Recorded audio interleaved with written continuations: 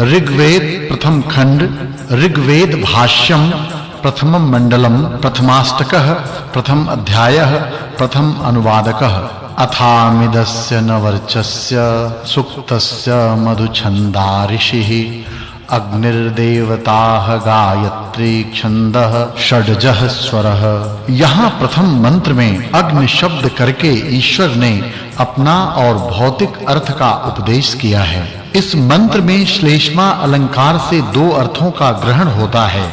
पिता के समान कृपा कारक परमेश्वर सब जीवों के हित और सब विद्याओं की प्राप्ति के लिए कल्प कल्प की आदि में वेद का उपदेश करता है। जैसे पिता व अध्यापक अपने शिष्य व पुत्र को शिक्षा देता है कि तू ऐसा कर व ऐसा वचन कह, सत्य वचन बोल इत्यादि शिक्षा को सुनकर बालक व शिष्य भी कहता है कि सत्य बोलूंगा, पिता और आचार्य की सेवा करूंगा, झूठ न कहूंगा। इस प्रकार जैसे परस्पर शिक्षक लोग शिष्य व लड़कों को उपदेश करते हैं, वैसे ही अग्निमीले इत्यादि वेद मंत्रों को भी जानना चाहिए, क्योंकि ईश्वर ने वेद सब जीवों के उत्तम सुख के लिए प्रकट किया है। इसी अग्निमीले वेद के उपदेश का परोपकार फल होने से इस मंत्र में ईले यह उत्तम पुरुष का प्रयोग भी है। अग्निमीले परमार्थ और व्यवहार विद्या की सिद्धि के लिए अग्नि शब्द से परमेश्वर भौतिक ये दोनों अर्थ लिए जाते हैं।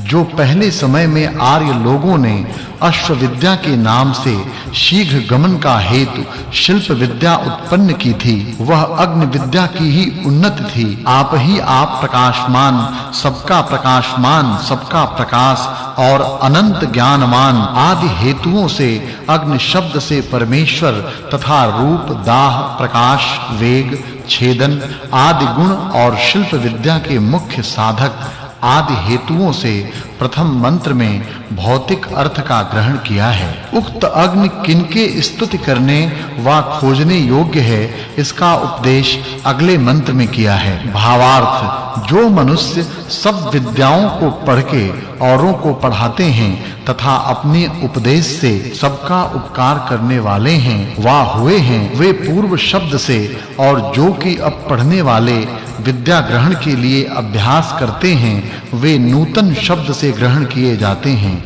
और वे सब पूर्ण विद्वान शुभ गुण सहित होने पर ऋषि कहते हैं, क्योंकि जो मंत्रों के अर्थों को जाने हुए धर्म और विद्या के प्रचार अपने सत्य उपदेश से सब पर कृपा करने वाले निष्कपट पुरुषार्थी धर्म के सिद्ध होने के लिए ईश्वर की उपासना करने वाले और कार्यों की सिद्धि के लिए भौतिक अग्नि के गुणों को जानकर अपने कामों को सिद्ध करने वाले होते हैं तथा प्राचीन और नवीन विद्वानों के तत्व जानने के लिए युक्ति प्रमाण से सिद्ध तर्क और कारण व कार्य जगत में रहने वाले प्राण हैं। इन सबके ईश्वर और भौतिक अग्नि का अपने-अपने गुणों के साथ खोज करना योग्य है। और जो सर्वज्ञ परमेश्वर ने पूर्व और वर्तमान अर्थात त्रिकालस्थ ऋषियों को अपने सर्वज्ञपन से जान के इस मंत्र में परमार्थ और व्यवहार ये दो विद्याएं दिखलाई हैं, इससे इसमें भूत व भविष्य काल की बातों को कहने में कोई भी दोष नहीं आ सकता, क्योंकि वेद सर्वज्ञ परमेश्वर का वचन है। वह परमेश्वर उत्तम गुणों को तथा भौतिक अग्नि व्यवहार कार्यों में संयुक्त किया हुआ उत्तम भोग के पदार्थों का देने वाला होता है। पुराने की अपेक्षा एक पदार्थ से दूसरा नवीन और नवीन की अपेक्षा पहला पुराना होता है। देखो, यही अर्थ इस मंत्र का निरुक्तकार ने भी किया है कि प्राकृत जन अर्थात अज्ञानी लोगों ने जो प्रसिद्ध परमेश्वर और सब विद्याओं का हेतु जिसका नाम विद्युत है, वही भौतिक अग्नि यहाँ अग्नि शब्द से लिया है। अब परमेश्वर की उपासना और भौतिक अग्नि के उपकार से क्या-क्या फल प्राप्त होता है, सो अगले मंत्र में उपदेश किया है। भावार्थ, भावार्थ इस मंत्र में श्लेष्मा अलंकार से दो अर्थों का ग्रहण है। ईश्वर की आज्ञा में रहने तथा शिल्प विद्या संबंधी कार्यों की सिद्धि के लिए भौतिक अग्नि को सिद्ध करने वाले मनुष्यों को अक्षय अर्थात जिसका कभी नाश नहीं होता सो धन प्राप्त होता है तथा मनुष्य जिस धन से कीर्ति की वृद्धि और जिस धन को पाके वीर पुरुषों से युक्त होकर नाना सुखों से युक्त होते हैं सबको उचित है कि उस धन को अवश्य प्राप्त करें। उक्त भौतिक अग्नि परमेश्वर किस प्रकार के हैं यह भेद अगले मंत्र में जनाया है। भावार्थ इस मंत्र में श्लेषालंकार है जिस कारण व्यापक परमेश्वर अपनी सत्ता से उक्त यज्ञ की निरंतर रक्षा करता है। इसी से वह अच्छे-अच्छे गुणों के देने का हेतु होता है। इसी प्रकार ईश्वर ने दिव्य गुण युक्त अग्नि भी रचा है कि जो उत्तम शिल्प विद्या का उत्पन्न करने वाला है। उन गुणों को केवल धार्मिक उद्योगी और विद्वान मनुष्य ही प्राप्त होने के योग्य होता है। फिर कभी परमेश्वर और भौतिक अग्नि किस प्रकार के हैं सो अगले मंत्र में उपदेश किया है। भावार्थ इस मंत्र में श्लेषालंकार है सबका आधार सर्वज्ञ सबका रचने वाला विनाश रहित अनंत शक्तिमान और सबका प्रकाशक आदि गुण हेतुओं के पाए जाने से अग्नि शब्द के द्वारा परमेश्वर और आकर्षणादि गुणों से मूर्तिमान पदार्थों का धारणे करने हारादि गुणों से होने से भौतिक अग्नि भी ग्रहण होता है। सिवाय इसके मनुष्यों को यह भी जानना उचित है कि विद्वान के समागम और सांसारिक पदार्थों को उनके गुण सहित विचारने से परम दयालु परमेश्वर अनंत सुखदाता और भौतिक अग्नि शिल्प विद्या का सिद्ध करने वाला होता है। यह पहला वर्ग समाप्त हुआ। अब अग्नि शब्द से ईश्वर का उपदेश अगले मंत्र में किया है। भावार्थ जो न्याय दया कल्याण और सबका मित्र भाव करने वाला परमेश्वर है उसी की उपासना करके जीव इस लोक और मोक्ष के सुख को प्राप्त होता है। क्योंकि इस प्रकार का सुख देने का स्वभाव और सामर्थ्य केवल परमेश्वर का है दूसरे का नहीं। जैसे शरीरधारी अपने शरीर को धारण करता है वैसे ही परमेश्वर सब संसार को धारण करता है और इसी से इस संसार की यथावत रक्षा और स्थिति होती है। उक्त परमेश्वर कैसे उपासना करे प्राप्त होने योग्य है इसका विधान अगले मंत्र में किया है। भावार्थ हे सबको देखने और सब में व्याप्त होने वाले उपासना के योग्य परमेश्वर हम लोग सब कामों के करने में एक क्षण भी आपको नहीं भूलते। इससे हम लोगों को अधर्म करने की कभी इच्छा भी नहीं होती क्योंकि जो सर्वज्ञ सबका साक्षी परमेश्वर है वह हमारे सब कामों को देखता है। इस निश्चय से फिर भी वह परमेश्वर किस प्रकार का है सो अगले मंत्र में उपदेश किया है। भावार्थ जैसे विनाश और अज्ञान आदि दोष रहित परमात्मा अपने अंतर्यामी रूप से सब जीवों को सत्य का उपदेश तथा श्रेष्ठ विद्वान और सब जगत की रक्षा करता हुआ अपनी सत्ता और परम आनंद में प्रवृत्त हो रहा है वैसे ही परमेश्वर के उपासक भी आनंदित वृद्धि युक्त होकर विज्ञान में विहार करते हुए परम आनंद रूप विशेष फलों को प्राप्त होते हैं। वह परमेश्वर किसके समान किनकी रक्षा करता है सो अगले मंत्र में उपदेश किया है। भावार्थ इस मंत्र में उपमा अलंकार है। सब मनुष्यों को उत्तम प्रयत्न और ईश्वर की प्रार्थना इस प्रकार से करनी चाहिए कि हे भगवन जैसे पिता अपने पुत्र को अच्छी प्रकार पालन करके और उत्तम शिक्षा देकर उनको शुभ गुण और श्रेष्ठ कर्म करने योग्य बना देता है वैसे ही आप हम लोगों को शुभ गुण और शुभ कर्मों में युक्त सदैव कीजिए। यह प्रथम सूक्त में पहले 5 मंत्रों के द्वारा श्लेषालंकार से व्यवहार और परमार्थ की विद्याओं का प्रकाश किया और 4 मंत्रों से ईश्वर की उपासना और स्वभाव वर्णन किया।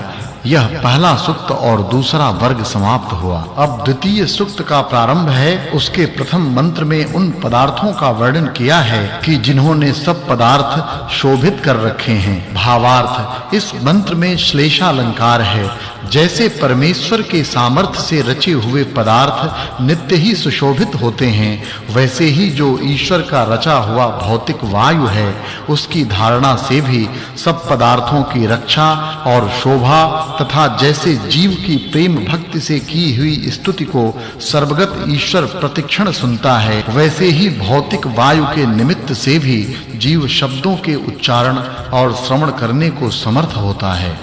उक्त परमेश्वर और भौतिक वायु किस प्रकार स्तुति करने योग्य है, सो अगले मंत्र में उपदेश किया है। भावार्थ, यहाँ श्लेषालंकार है। इस मंत्र से जो वेदादि शास्त्रों में कहे हुए स्तुतियों के निमित्त स्तोत्र हैं, उनसे व्यवहार और परमार्थ विद्या की सिद्धि के लिए परमेश्वर और भौतिक वायु के गुणों का प्रकाश किया गया है। पूर्वोक्त स्तोत्रों का जो श्रवण और उच्चारण का निमित्त है, उसका प्रकाश अगले मंत्र में किया है। भावार्थ, यहाँ भी श्लेषालंकार है। दूसरे मंत्र में जिस वेद वाणी से परमेश्वर और भौतिक वायु के गुण प्रकाश किए हैं, उसका फल और प्राप्ति इस मंत्र में प्रकाशित की है। अर्थात प्रथम अर्थ में वेद विद्या और दूसरे से जीवों की वाणी का फल और उसकी प्राप्ति का निमित्त प्रकाश किया है। अब जो स्तोत्रों से प्रकाशित पदार्थ हैं, उनकी वृद्धि और रक्षा के निमित्त का अगले मंत्र में उपदेश किया है। भावार्थ,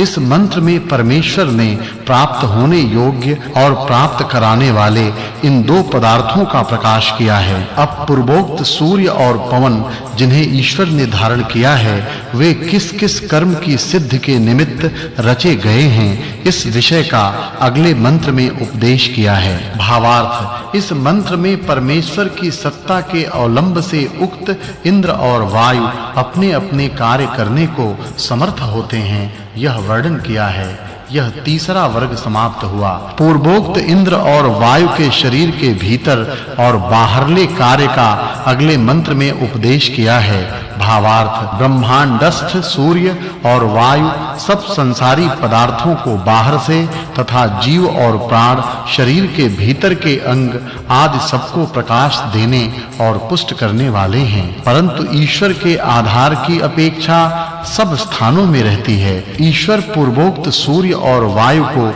दूसरे नाम से अगले मंत्र में स्पष्ट करता है। भावार्थ, इस मंत्र में लुप्तोपमा अलंकार है।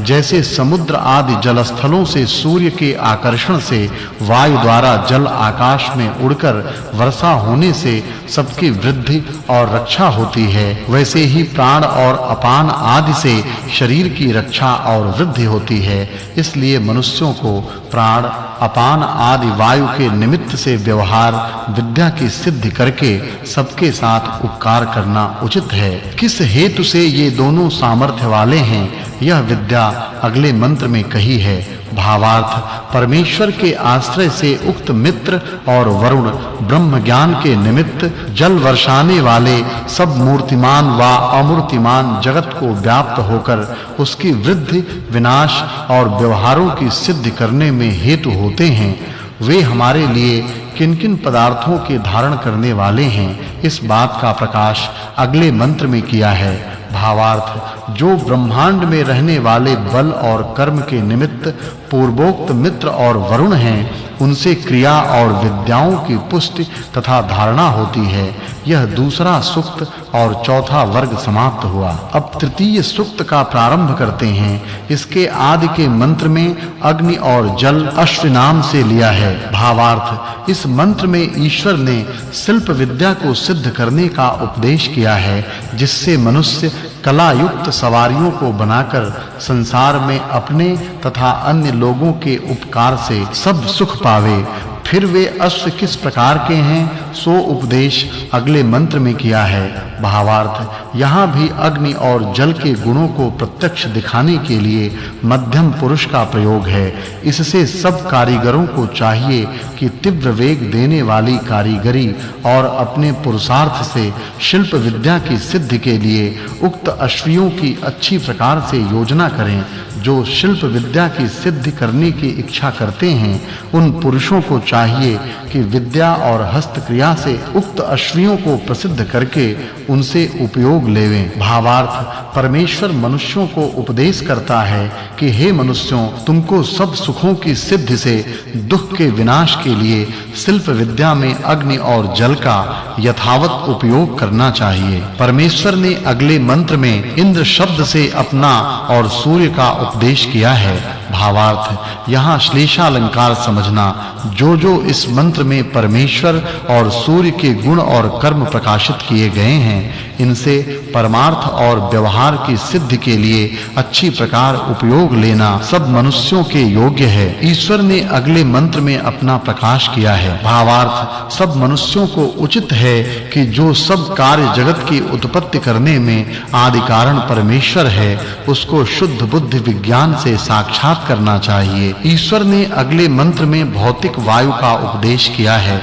भावार्थ जो शरीरस्थ प्राण है, वह सब क्रिया का निमित्त होकर खाना, पीना, पकाना, ग्रहण करना और त्यागना आदि क्रियाओं से कर्म का करना तथा शरीर में रुधिर आदि धातुओं के विभागों को जगह-जगह में पहुंचाने वाला है, क्योंकि वही शरीर आदि की पुष्टि और नाश का हेतु है। यह 5वां सर्ग समाप्त हुआ। ईश्वर ने अगले मंत्रों में विद्वानों के लक्षण और आचरणों का प्रकाश किया है। भावार्थ ईश्वर विद्वानों को आज्ञा देता है कि तुम लोग एक जगह पाठशाला में अथवा इधर-उधर देश-देशांतरों में भ्रमते हुए अज्ञानी पुरुषों को विद्या रूपी ज्ञान देके विद्वान किया करो, जिससे सब मनुष्य विद्या, धर्म और श्रेष्ठ शिक्षा युक्त होके अच्छे-अच्छे कर्मों से युक्त होकर सदा सुखी रहें। भावार्थ इस मंत्र में उपमा अलंकार है। ईश्वर ने जो आज्ञा दी है, इसको सब विद्वान निश्चय करके जान लेवें कि विद्या आदि शुभ गुणों के प्रकाश करने में किसी को कभी थोड़ा भी विलंब व आलस्य करना योग्य नहीं है। जैसे दिन की निकासी में सूर्य सब मूर्तिमान पदार्थों का प्रकाश करता है, वैसे ही विद्वान लोगों को भी विद्या के विषयों का प्रकाश सदा करना चाहिए। विद्वान लोग कैसे स्वभाव वाले हों, कैसे कर्मों को सेवें, इस विषय को ईश्वर ने अगले मंत्र में दिखाया है। भावार्थ ईश्वर आज्ञा देता है कि हे विद्वान लोगों, तुम दूसरे के विनाश और द्रोह से रहित तथा अच्छी विद्या से क्रिया वाले होकर सब मनुष्यों को सदा विद्या से सुख देते रहो। विद्वानों को किस प्रकार की वाणी की इच्छा करनी चाहिए, इस विषय को अगले मंत्र में ईश्वर ने कहा है। भावार्थ सब मनुष्यों को चाहिए कि वे ईश्वर की प्रार्थना और अपने पुरुषार्थ से सत्य विद्या और सत्य वचन युक्त कामों में कुशल और सबके उपकार करने वाली वाणी को प्राप्त रहें। यह ईश्वर का उपदेश है। ईश्वर ने वह वाणी किस प्रकार की है, इस बात का उपदेश अगले मंत्रों में किया है। भावार्थ जो आप्त अर्थात पूर्ण विद्या युक्त और छल आदि दोष रहित विद्वान मनुष्यों की सत्य उपदेश कराने वाली यथार्थ वाणी है, वही सब मनुष्यों के सत्य ज्ञान होने के लिए योग्य होती है, अविद्वानों की नहीं। भावार्थ इस मंत्र में वाचकोपमेय लुप्तोपमा अलंकार दिखलाया है। जैसे वायु से तरंग युक्त और सूर्य से प्रकाशित समुद्र अपने रत्न और तरंगों से युक्त होने के कारण बहुत उत्तम व्यवहार और रत्नादि की प्राप्ति में बड़ा भारी माना जाता है, वैसे ही जो आकाश और वेद का अनेक विद्यादि गुण वाला शब्द रूपी महासागर, उसको प्रकाश कराने वाली वेदवाणी और विद्वानों का उपदेश है, वही साधारण मनुष्यों की यथार्थ बुद्धि का बढ़ाने वाला होता है। और जो दूसरे सुक्त की विद्या का प्रकाश करके क्रियाओं का हेतु अश्व शब्द का अर्थ और उसके सिद्ध करने वाले विद्वान का लक्षण तथा विद्वान होने का हेतु सरस्वती शब्द से सब विद्या प्राप्ति का निमित्त वाणी के प्रकाश करने से जान लेना चाहिए कि दूसरे सूक्त के अर्थ के साथ तीसरे सूक्त के अर्थ की संगति है। यह प्रथम अनुवाद, तीसरा सूक्त और छठा सर्ग समाप्त हुआ। अब चौथे सूक्त का आरंभ करते हैं। ईश्वर ने इस सूक्त के पहले मंत्र में उक्त विद्या के पूर्ण करने वाले साधन का प्रकाश किया है। भावार्थ, इस मंत्र में उपमा अलंकार है। जैसे मनुष्य गाय के दूध को प्राप्त होके अपने प्रयोजन को सिद्ध करते हैं, वैसे ही विद्वान धार्मिक पुरुष भी परमेश्वर की उपासना से श्रेष्ठ विद्या आदि गुणों को प्राप्त होकर अपने-अपने कार्यों को पूर्ण करते हैं। अगले मंत्र में ईश्वर ने इंद्र शब्द से सूर्य के गुणों का वर्णन किया है। भावार्थ, जिस प्रकार सब जीव सूर्य के प्रकाश में अपने-अपने कर्म करने को प्रवृत्त होते हैं, उस प्रकार रात्रि में सुख से नहीं हो सकते। जिसने सूर्य को बनाया है, उस परमेश्वर ने अपने जानने का उपाय अगले मंत्र में जनाया है। भावार्थ, जब मनुष्य इन धार्मिक श्रेष्ठ विद्वानों के समागम से शिक्षा और विद्या को प्राप्त होते हैं, तब पृथ्वी से लेकर परमेश्वर पर्यंत पदार्थों के ज्ञान द्वारा नाना प्रकार के सुखी होके फिर वे अंतर्यामी ईश्वर के उपदेश को छोड़कर कभी इधर-उधर नहीं भ्रमते। मनुष्य विद्वान के समीप जाकर क्या करें और वे इनके साथ कैसे वर्तें, इस विषय का उपदेश ईश्वर ने अगले मंत्र में किया है। भावार्थ, सब मनुष्यों को यही योग्य है कि प्रथम सत्य का उपदेश करते रहें। वेद पढ़े हुए और परमेश्वर की उपासना करने वाले विद्वानों को प्राप्त होकर अच्छी प्रकार उनके साथ प्रश्नोत्तर की रीति से अपनी सब शंका निवृत्त करें। किंतु विद्याहीन मूर्ख मनुष्य का संग व उनके दिए हुए उत्तरों में विश्वास कभी न करें। ईश्वर ने फिर इसी विषय का उपदेश अगले मंत्र में किया है। भावार्थ, सब मनुष्यों को उचित है कि आप धार्मिक विद्वानों का संग कर और मूर्खों के संग को सर्वथा छोड़ के ऐसा पुरुषार्थ करना चाहिए कि जिससे सर्वत्र विद्या की वृद्धि, अविद्या की हानि, मानने योग्य श्रेष्ठ पुरुषों का सत्कार, दुष्टों को दंड, ईश्वर की उपासना आदि शुभ कर्मों की वृद्धि और अशुभ कर्मों का विनाश नित्य होता रहे। यह सातवां वर्ग समाप्त हुआ। अब मनुष्यों को कैसा स्वभाव धारण करना चाहिए, इस विषय का उपदेश ईश्वर ने अगले मंत्र में किया है। भावार्थ, जब सब मनुष्य विरोध को छोड़कर सबके उपकार करने में प्रयत्न करते हैं, तब शत्रु भी मित्र हो जाते हैं, जिससे सब मनुष्यों को ईश्वर की कृपा से निरंतर उत्तम आनंद प्राप्त होते हैं। परमेश्वर प्रार्थना करने योग्य क्यों है, यह विषय अगले मंत्र में प्रकाशित किया है।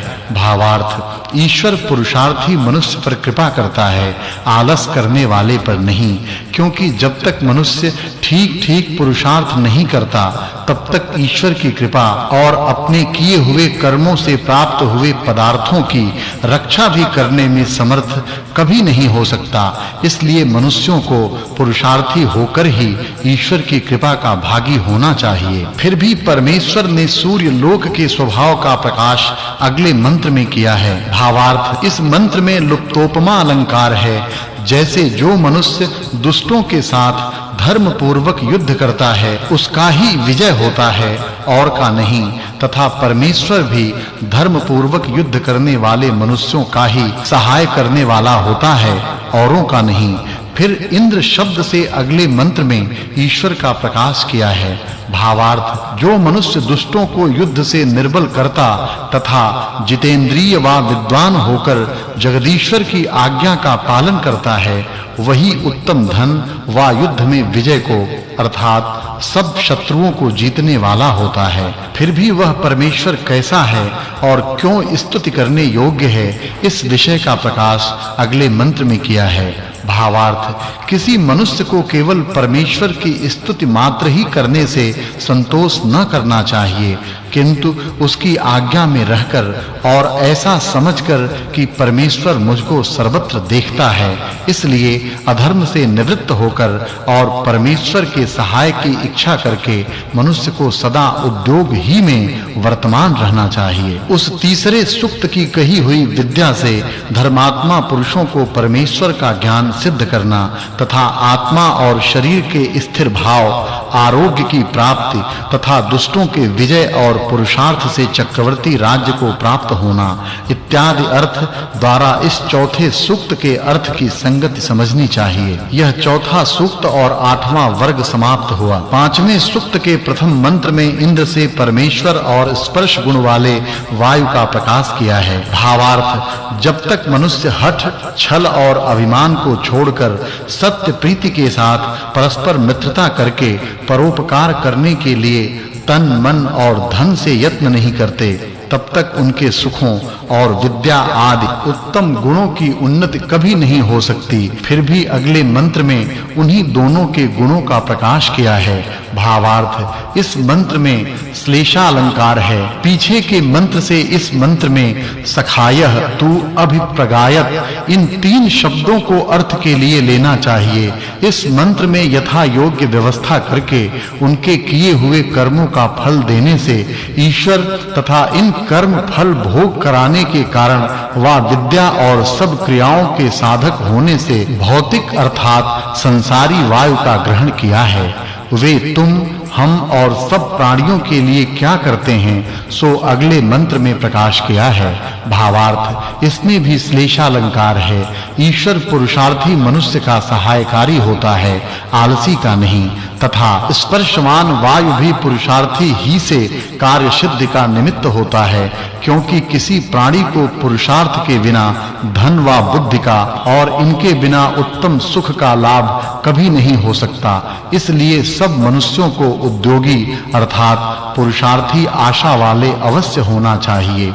ईश्वर ने अपने आप सूर्य लोक का गुण सहित चौथे मंत्र में प्रकाश किया है। भावार्थ, इसमें भी श्लेषालंकार है। जब तक मनुष्य लोग परमेश्वर को अपना इष्ट देव समझने वाले और बलवान अर्थात पुरुषार्थी नहीं होते, तब तक उनको दुष्ट शत्रुओं की निर्बलता करने का सामर्थ्य भी नहीं होता। ये संसारी पदार्थ किस लिए उत्पन्न किए गए और कैसे, ये किससे पवित्र किए जाते हैं, इस विषय का प्रकाश अगले मंत्र में किया है। भावार्थ, इस मंत्र में श्लेषालंकार है। जब ईश्वर ने सब जीवों पर कृपा करके कर्मों के अनुसार यथा योग्य फल देने के लिए सब कार्य रूप जगत को रचा और पवित्र किया तथा पवित्र करने वाले सूर्य और पवन को रचा है, उसी हेतु से सब जड़ पदार्थ व जीव पवित्र होते हैं। परंतु जो मनुष्य पवित्र गुण कर्मों के ग्रहण से पुरुषार्थी होकर संसारी पदार्थों से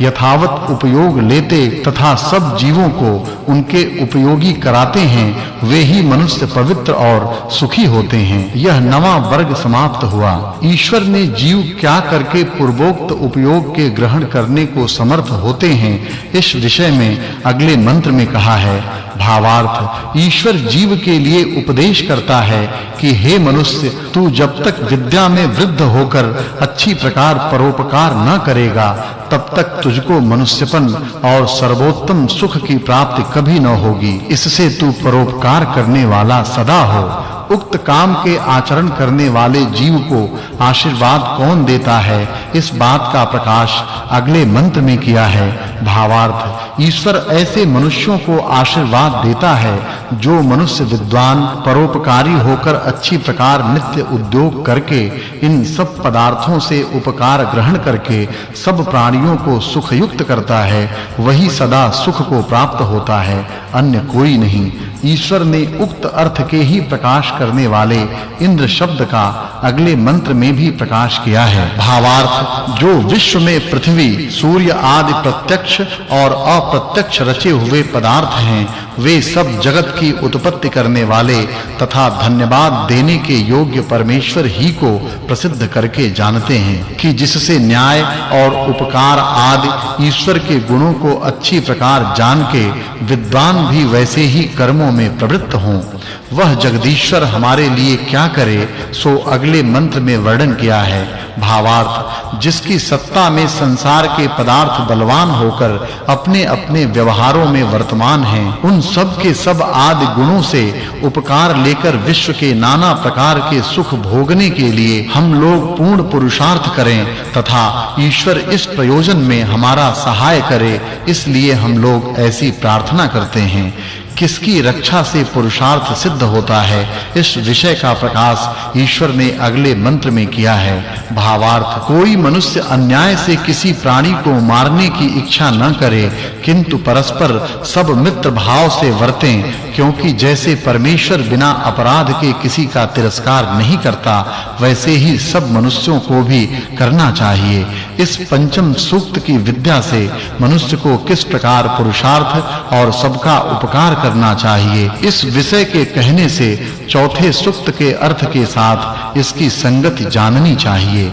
यह पांचवां सूक्त और 10वां वर्ग समाप्त हुआ। छठे सूक्त के प्रथम मंत्र में यथा योग्य कार्यों में किस प्रकार से किन-किन पदार्थों को संयुक्त करना चाहिए, इस विषय का उपदेश किया है। भावार्थ, जो लोग विद्या संपादन में निरंतर उद्योग करने वाले होते हैं, वे ही सब सुखों को प्राप्त होते हैं। इसलिए विद्वान को उचित है कि पृथ्वी आदि पदार्थों से उपयोग लेकर सब प्राणियों को लाभ पहुंचावे, कि जिससे उनको भी संपूर्ण सुख मिले। उक्त सूर्य और अग्नि आदि के कैसे गुण हैं और वे कहां-कहां उपयुक्त करने योग्य हैं, सो अगले मंत्र में उपदेश किया है। भावार्थ, ईश्वर उपदेश करता है कि मनुष्य लोग जब तक भू जल आदि पदार्थों के गुण ज्ञान और उनके उपकार से भू जल और आकाश में जाने आने के लिए अच्छी सवारियों को नहीं बनाते, तब तक उनको उत्तम राज्य और धन आदि उत्तम सुख नहीं मिल सकते। जिसने संसार के सब पदार्थ उत्पन्न किए, वह कैसा है, यह बात अगले मंत्र में प्रकाशित की है। भावार्थ, मनुष्यों के प्रति रात्रि के चौथे प्रहर में आलस्य छोड़कर फूर्ति से उठकर अज्ञान और दरिद्रता के विनाश के लिए प्रयत्न वाले होकर तथा परमेश्वर के ज्ञान और संसारी पदार्थों से उपकार लेने के लिए उत्तम उपाय सदा करना चाहिए। अगले मंत्र में वायु के कर्मों का उपदेश किया है। भावार्थ, जो जल सूर्य व अग्नि के संयोग से छोटा-छोटा हो जाता है, उसको धारण कर और मेघ के आकार का बना के वायु ही उसे फिर वर्षाता है, उसी से सबका पालन और सबको सुख होता है। उन पवनों के साथ सूर्य क्या करता है, सो अगले मंत्र में उपदेश किया है। भावार्थ, इस मंत्र में उपमा अलंकार है। जैसे बलवान पवन अपने वेग से भारी-भारी वृक्षों को तोड़-फोड़ डालते और उनको ऊपर नीचे गिराते हैं, वैसे ही सूर्य भी अपनी किरणों से उनका छेदन करता है। इससे वे ऊपर नीचे गिरते रहते हैं। इसी प्रकार ईश्वर के नियम से सब पदार्थ उत्पत्ति और विनाश को भी प्राप्त होते रहते हैं। यह 11वां वर्ग समाप्त हुआ। फिर वे पवन कैसे हैं, सो अगले मंत्र में प्रकाश किया है। भावार्थ, इस मंत्र में उपमा अलंकार है। मनुष्यों को वायु के उत्तम गुणों का ज्ञान, सबका उपकार और विद्या की वृद्धि के लिए प्रयत्न करना चाहिए, जिससे सब व्यवहार सिद्ध हों। उक्त पदार्थ किसके सहाय से कार्य के सिद्ध करने वाले होते हैं, सो अगले मंत्र में प्रकाश किया है। भावार्थ, ईश्वर ने जो अपनी व्याप्ति और सत्ता से सूर्य और वायु आदि पदार्थ उत्पन्न करके धारण किए हैं, इन सब पदार्थों के बीच में सूर्य और वायु ये दोनों मुख्य हैं, क्योंकि इन्हीं के धारण, आकर्षण और प्रकाश के योग से सब पदार्थ सुशोभित होते हैं। मनुष्य को चाहिए कि इनको विद्या और उपकार लेने के लिए युक्त करें। पूर्वोक्त व्यवहार किस प्रकार से नित्य वर्तमान है, इस विषय का उपदेश अगले मंत्र में किया है। भावार्थ, जो शुद्ध अत्युत्तम होम के योग्य पदार्थों के अग्नि में किए हुए होम से सिद्ध किया हुआ यज्ञ है, वह वायु और सूर्य की किरणों की शुद्धि के द्वारा रोग नाश करने हेतु से सब जीवों को सुख देकर बलवान करता है। अगले मंत्र में गमन स्वभाव वाले पवन का प्रकाश किया है। भावार्थ, यह बलवान वायु अपने गमन आगमन गुण से पदार्थों के गमन आगमन, धारण तथा शब्दों के उच्चारण और श्रवण का हेतु है। अगले मंत्र में सूर्य के कर्म का उपदेश किया है। भावार्थ, सूर्य की किरणें पृथ्वी में स्थित हुए जलादि पदार्थों को भिन्न-भिन्न करके बहुत छोटे-छोटे कर देती हैं। इसी से वे पदार्थ पवन के साथ ऊपर को चढ़ जाते हैं, क्योंकि वह सूर्य सब लोकों से बड़ा है। सूर्य और पवन से जैसे पुरुषार्थ की सिद्धि करनी चाहिए तथा वे लोक जगत में किस प्रकार से वर्तते रहते हैं और कैसे उनसे उपकार की सिद्धि होती है, इन प्रयोजनों से 5 सूक्त के अर्थ के साथ छठे सूक्तार्थ की संगति जाननी चाहिए। यह छठा सूक्त और 12वां वर्ग समाप्त हुआ। अब 7वें सूक्त का आरंभ है। इसमें प्रथम मंत्र के द्वारा इंद्र शब्द से 3 अर्थों का प्रकाश किया है। भावार्थ, ईश्वर उपदेश करता है कि मनुष्यों को वेद मंत्रों के विचार से परमेश्वर, सूर्य और वायु आदि पदार्थों के गुणों को अच्छी प्रकार जानकर सबके सुख के लिए उनसे प्रयत्न के साथ उपकार लेना चाहिए। पूर्व मंत्र में इंद्र से कहे हुए 3 अर्थों में से वायु और सूर्य का प्रकाश अगले मंत्र में किया है। भावार्थ, इस मंत्र में लुप्तोपमा अलंकार है। जैसे वायु के संयोग से वचन, श्रवण आदि व्यवहार तथा सब पदार्थों के गमन आगमन, धारण और स्पर्श होते हैं, वैसे ही सूर्य के योग से पदार्थों के प्रकाश और छेदन भी होते हैं। इसके अनंतर किसने किस लिए सूर्य लोक बनाया है सो अगले मंत्र में प्रकाश किया है। भावार्थ, रचने की इच्छा करने वाले ईश्वर ने सब लोकों में दर्शन, धारण और आकर्षण आदि प्रयोजनों के लिए प्रकाश रूप सूर्य लोक को सब लोकों के बीच में स्थापित किया है। इसी प्रकार यह हर एक ब्रह्मांड का नियम है कि वह क्षण-क्षण में जल को ऊपर खींचकर पवन के द्वारा ऊपर स्थापन करके बार-बार संसार में वर्षाता है। इसी से यह वर्षा का कारण है। इंद्र शब्द के व्यवहार को दिखलाकर अब प्रार्थना रूप से अगले मंत्र में परमेश्वरार्थ का प्रकाश किया है। भावार्थ, परमेश्वर का यह स्वभाव है कि युद्ध करने वाले धर्मात्मा पुरुषों पर अपनी कृपा करता है और आलसियों पर नहीं। इसी से जो मनुष्य जितेंद्रिय, विद्वान, पक्षपात को छोड़ने वाले शरीर और आत्मा के बल से अत्यंत पुरुषार्थी तथा आलस्य को छोड़े हुए धर्म से बड़े-बड़े युद्धों को जीत के प्रजा का निरंतर पालन करते हैं, वे ही महाभाग्य को प्राप्त होके सुखी रहते हैं। फिर भी उक्त अर्थ और सूर्य तथा वायु के गुणों का प्रकाश अगले मंत्र में किया है। भावार्थ, इस मंत्र में श्लेषालंकार है, जो बड़े-बड़े भारी और छोटे-छोटे संग्रामों में ईश्वर को सर्वव्यापक और रक्षा करने वाला मान के धर्म और उत्साह के साथ दुष्टों से युद्ध करें तो मनुष्यों का अचल विजय होता है। तथा जैसे ईश्वर भी सूर्य और पवन के निमित्त से वर्षा आदि के द्वारा संसार का अत्यंत सुख सिद्ध किया करता है, वैसे मनुष्य लोगों को भी पदार्थों का निमित्त करके कार्य सिद्ध करनी चाहिए। यह 13वां वर्ग समाप्त हुआ। मनुष्यों को परमेश्वर की प्रार्थना किस प्रयोजन के लिए करनी चाहिए, वह सूर्य किसका निमित्त है, इस विषय को अगले मंत्र में कहा है। भावार्थ, जो मनुष्य अपनी दृढ़ता से सत्य विद्या का अनुष्ठान और नियम से ईश्वर की आज्ञा का पालन करता है, उसके आत्मा में से अविद्या रूपी अंधकार का नाश अंतर्यामी परमेश्वर कर देता है, जिससे वह पुरुष धर्म और पुरुषार्थ को कभी नहीं छोड़ता। फिर भी अगले मंत्र में इंद्र शब्द से परमेश्वर का प्रकाश किया है। भावार्थ, ईश्वर ने इस संसार में प्राणियों के सुख के लिए इन पदार्थों में अपनी शक्ति से जितने दृष्टांत वा उनमें जिस प्रकार की रचना और अलग-अलग उनके गुण उनसे उपकार लेने के लिए रखे हैं, उन सब के जानने को मैं अल्प बुद्धि पुरुष होने से समर्थ कभी नहीं हो सकता और न कोई मनुष्य ईश्वर के गुणों की समाप्ति जानने को समर्थ है, क्योंकि जगदीश्वर अनंत गुण और अनंत सामर्थ्य वाला है। परंतु मनुष्य उन पदार्थों से जितना उपकार लेने में समर्थ हो, उतना सब प्रकार से लेना चाहिए। परमेश्वर मनुष्य को कैसे प्राप्त होता है, सो अर्थ अगले मंत्र में प्रकाशित किया है। भावार्थ, इस मंत्र में उपमा और श्लेषालंकार है।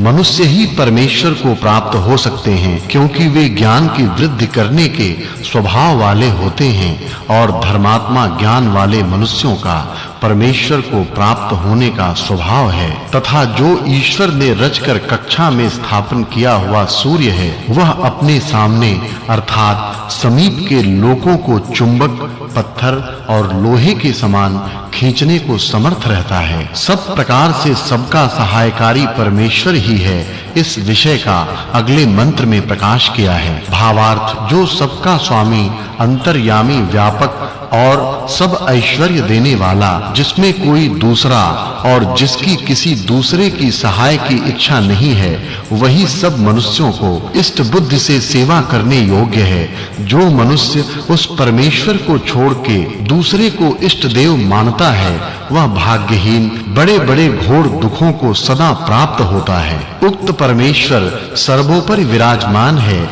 इस विषय का प्रकाश अगले मंत्र में किया है। भावार्थ ईश्वर इस मंत्र में सब मनुष्यों के हित के लिए उपदेश करता है। हे मनुष्यों, तुमको अत्यंत उचित है कि मुझे छोड़कर उपासना करने योग्य किसी दूसरे देव को कभी मत मानो, क्योंकि एक मुझको छोड़कर कोई दूसरा ईश्वर नहीं है। जब वेद में ऐसा उपदेश है तो जो मनुष्य अनेक ईश्वर वा उसके अवतार मानता है वह सबसे बड़ा मूढ़ है। इस सप्तम सूक्त में जिस ईश्वर ने अपनी रचना के सिद्ध रहने के लिए अंतरिक्ष में सूर्य और वायु स्थापन किए हैं वही एक सर्वशक्तिमान सर्वदोष रहित और सब मनुष्यों का पूज्य है। इस व्याख्यान से इस सप्तम सूक्त के अर्थ के साथ छठे सूक्त के अर्थ की संगति जाननी चाहिए। यह दूसरा अनुवाक 7वां सूक्त और 14वां वर्ग समाप्त हुआ। तृतीयोनुवाकः अब अष्टम सूक्त के प्रथम मंत्र में यह उपदेश है कि ईश्वर के अनुग्रह और अपने पुरुषार्थ से कैसा धन प्राप्त करना चाहिए। भावार्थ सब मनुष्यों को सर्वशक्तिमान अंतर्यामी ईश्वर का आश्रय लेकर अपने पूर्ण पुरुषार्थ के साथ चक्रवर्ती राज्य के आनंद को बढ़ाने वाली विद्या की उन्नति, सुवर्ण आदि धन और सेना आदि बल सब प्रकार से रखना चाहिए, जिससे अपने आप को और सब प्राणियों को सुख हो। कैसे धन से परम सुख होता है सो अगले मंत्र में प्रकाश किया है।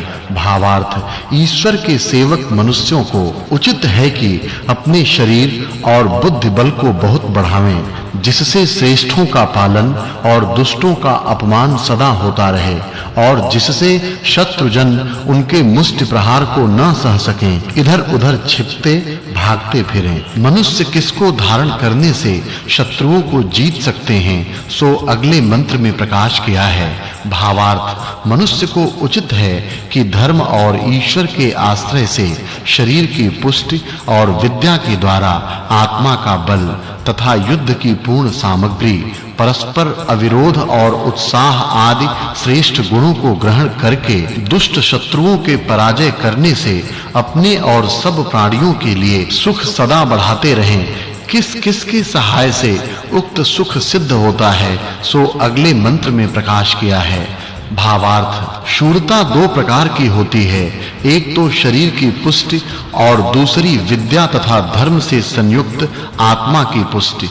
इन दोनों से परमेश्वर की रचना के क्रमों को जानकर न्याय, धीरज, उत्तम स्वभाव और उद्योग आदि से उत्तम गुणों से युक्त होकर सभा प्रबंध के साथ राज्य का पालन और दुष्ट शत्रुओं का निरोध अर्थात उनको सदा कायर करना चाहिए। उक्त कार्य सहाय करनहारा जगदीश्वर किस प्रकार का है सो अगले मंत्र में प्रकाश किया है। भावार्थ इस मंत्र में उपमा अलंकार है। धार्मिक युद्ध करने वाले मनुष्यों को उचित है कि जो शूरवीर युद्ध में अति धीर मनुष्यों के साथ होकर दुष्ट शत्रुओं पर अपना विजय हुआ है उसका धन्यवाद अनंत शक्तिमान जगदीश्वर को देना चाहिए कि जिससे निराभिमान होकर मनुष्यों के राज्य की सदैव बढ़ती होती रहे। यह 15वां वर्ग समाप्त हुआ। मनुष्यों को कैसे होकर युद्ध करना चाहिए यह विषय अगले मंत्र में प्रकाश किया है। भावार्थ ईश्वर सब मनुष्यों को आज्ञा देता है कि इस संसार में मनुष्यों को दो प्रकार का काम करना चाहिए। इनमें से जो विद्वान हैं वे अपने शरीर और सेना का बल बढ़ाते और दूसरे उत्तम विद्या की वृद्धि करके शत्रुओं के बल का सदैव तिरस्कार करते रहें। मनुष्यों को जब-जब शत्रुओं के साथ युद्ध करने की इच्छा हो तब-तब सावधान होके प्रथम उनकी सेना आदि पदार्थों से कम अपना दुगना बल करके उनके पराजय से प्रजा की रक्षा करनी चाहिए तथा जो विद्याओं के पढ़ाने की इच्छा करने वाले हैं वे शिक्षा देने योग्य पुत्र व कन्याओं को यथा योग्य विद्वान करने में अच्छे प्रकार यत्न करें जिससे शत्रुओं के पराजय और अज्ञान के विनाश से चक्रवर्ती राज्य और विद्या की वृद्धि सदैव बनी रहे। अगले मंत्र में इंद्र शब्द से सूर्य लोक के गुणों का व्याख्यान किया है। भावार्थ इस मंत्र में दो उपमा अलंकार हैं। ईश्वर ने जैसे जल की स्थिति और वृष्टि का हेतु समुद्र तथा वाणी के व्यवहार का हेतु प्राण बनाया है, जैसे ही सूर्य लोक वर्षा होने, पृथ्वी के खींचने, प्रकाश और रस विभाग करने का हेतु बनाया है, इसी से सब प्राणियों के अनेक व्यवहार सिद्ध हैं। उक्त अर्थों के निमित्त और कार्य का प्रकाश अगले मंत्र में किया है। भावार्थ इस मंत्र में उपमा अलंकार है। जैसे विविध प्रकार से फल फूलों से युक्त आम और कटहर आदि वृक्ष नाना प्रकार के फलों के देने वाले होके सुख देने वाले होते हैं, वैसे ही ईश्वर से प्रकाश की हुई वेदवाणी बहुत प्रकार की विद्याओं को देने वाली होकर सब मनुष्यों को परम आनंद देने वाली है। जो विद्वान लोग इसको पढ़ के धर्मात्मा होते हैं वे ही वेदों का प्रकाश और पृथ्वी में राज्य करने को समर्थ होते हैं। जो मनुष्य ऐसा करते हैं उनको क्या सिद्ध होता है सो अगले मंत्र में प्रकाश किया है। भावार्थ इस मंत्र में लुप्तोपमा अलंकार है। ईश्वर की आज्ञा का प्रकाश इस रीति से किया गया है कि जब मनुष्य पुरुषार्थी होके सबका उपकार करने वाले और धार्मिक होते हैं तभी वे पूर्ण ऐश्वर्य और ईश्वर की यथा योग्य रक्षा आदि को प्राप्त होके सर्वत्र सत्कार के योग्य होते हैं। उक्त सब प्रशंसा किसकी है सो अगले मंत्र में प्रकाश किया है। भावार्थ जैसे इस संसार में अच्छे पदार्थों की रचना विशेष देखकर उस रचने वाले की प्रशंसा होती है, वैसे ही संसार के प्रसिद्ध अत्युत्तम पदार्थों तथा विशेष रचना को देखकर ईश्वर ही को धन्यवाद दिए जाते हैं। इस कारण से परमेश्वर की स्तुति के समान व उससे अधिक किसी की स्तुति नहीं हो सकती। इस प्रकार जो मनुष्य ईश्वर की उपासना और वेदोक्त कर्मों के करने वाले हैं वे ईश्वर के आश्रित होके वेद विद्या से आत्मा के सुख और उत्तम क्रियाओं से शरीर के सुख को प्राप्त होते हैं। वे परमेश्वर की ही प्रशंसा करते रहें। इस अभिप्राय से इस 8वें सूक्त के अर्थ की पूर्वोक्त 7वें सूक्त के अर्थ के साथ संगति जाननी चाहिए। यह 8वां सूक्त और 16वां वर्ग समाप्त हुआ। अब 9वें सूक्त के आरंभ के मंत्र शब्द से परमेश्वर और सूर्य का प्रकाश किया है। भावार्थ इस मंत्र में श्लेष और लुप्तोपमा अलंकार है। जैसे ईश्वर इस संसार के परमाणु में व्याप्त होकर सबकी रक्षा निरंतर करता है, वैसे ही सूर्य भी सब लोकों से बड़ा होने से अपने सम्मुख हुए पदार्थों को आकर्षण व प्रकाश करके अच्छे प्रकार स्थापन करता है। शिल्प विद्या के उत्तम साधन जल और अग्नि का वर्णन अगले मंत्र में किया है। भावार्थ विद्वानों को उचित है कि इस संसार में पृथ्वी से लेके ईश्वर पर्यंत पदार्थों के विशेष ज्ञान उत्तम शिल्प विद्या से सब मनुष्यों को उत्तम क्रिया सिखाकर सब सुखों का प्रकाश करना चाहिए। अगले मंत्र में इंद्र शब्द से परमेश्वर का प्रकाश किया है। भावार्थ जिसने संसार के प्रकाश करने वाले सूर्य को उत्पन्न किया है उसकी स्तुति करने में जो श्रेष्ठ पुरुष एकाग्रचित्त है अथवा सबको देखने वाले परमेश्वर को जानकर सब प्रकार से धार्मिक और पुरुषार्थी होकर सब ऐश्वर्य को उत्पन्न और उसकी रक्षा करने में मिलकर रहते हैं, वे ही सब सुखों को प्राप्त होने के योग्य व औरों को भी उत्तम सुखों को देने वाले हो सकते हैं। भावार्थ, जिस ईश्वर ने प्रकाश किए हुए वेदों से जाने अपने स्वभाव, गुण और कर्म प्रकट किए हैं, वैसे ही वे सब लोगों को जानने योग्य हैं, क्योंकि ईश्वर के सत्य स्वभाव के साथ अनंत गुण और कर्म हैं। उनको हम अल्पज्ञ लोग अपने सामर्थ्य से जानने को समर्थ नहीं हो सकते, तथा जैसे हम लोग अपने स्वभाव, गुण और कर्मों को जानते हैं, वैसे औरों को उनका यथावत जानना कठिन है। इसी प्रकार सब विद्वान मनुष्यों को वेद वाणी के बिना ईश्वर आदि पदार्थों को यथावत जानना कठिन होता है। इसलिए प्रयत्न से वेदों को जान के उनके द्वारा सब पदार्थों से उपकार लेना तथा उसी ईश्वर को अपना इष्ट देव और पालन करनहारा मानना चाहिए। ईश्वर की उपासना से क्या लाभ होता है, सो अगले मंत्र में प्रकाश किया है। भावार्थ, मनुष्यों को ईश्वर के अनुग्रह और अपने पुरुषार्थ से आत्मा और शरीर के सुख के लिए विद्या और ऐश्वर्य की प्राप्ति व उनकी रक्षा और उन्नति तथा सत्य मार्ग व उत्तम दानादि धर्म अच्छी प्रकार से सदैव सेवन करना चाहिए, जिससे दारिद्र्य और आलस्य से उत्पन्न होने वाले दुखों का नाश होकर अच्छे भोग करने योग्य पदार्थों की वृद्धि होती रहे। यह 17वां वर्ग समाप्त हुआ। अंतर्यामी ईश्वर हम लोगों को कैसे-कैसे कामों में प्रेरणा करे, इस विषय का अगले मंत्र में प्रकाश किया है। भावार्थ, सब मनुष्यों को उचित है कि इस सृष्टि में परमेश्वर की आज्ञा के अनुकूल वर्तमान तथा पुरुषार्थी और यशस्वी होकर विद्या तथा राज्य लक्ष्मी की प्राप्ति के लिए सदैव उपाय करे। इसी से उक्त गुण वाले पुरुषों को ही लक्ष्मी से सब प्रकार का सुख मिलता है, क्योंकि ईश्वर ने पुरुषार्थी सज्जनों के लिए ही सब सुख रचे हैं। फिर भी उक्त धन कैसा है, इस विषय का अगले मंत्र में प्रकाश किया है। भावार्थ, मनुष्यों को चाहिए कि ब्रह्मचर्य का धारण, विषयों की लंपटता का त्याग, भोजन आदि व्यवहारों के श्रेष्ठ नियमों से विद्या और चक्रवर्ती राज्य की लक्ष्मी को सिद्ध करके संपूर्ण आयु भोगने के लिए पूर्वोक्त धन के जोड़ने की इच्छा अपने पुरुषार्थ द्वारा करे,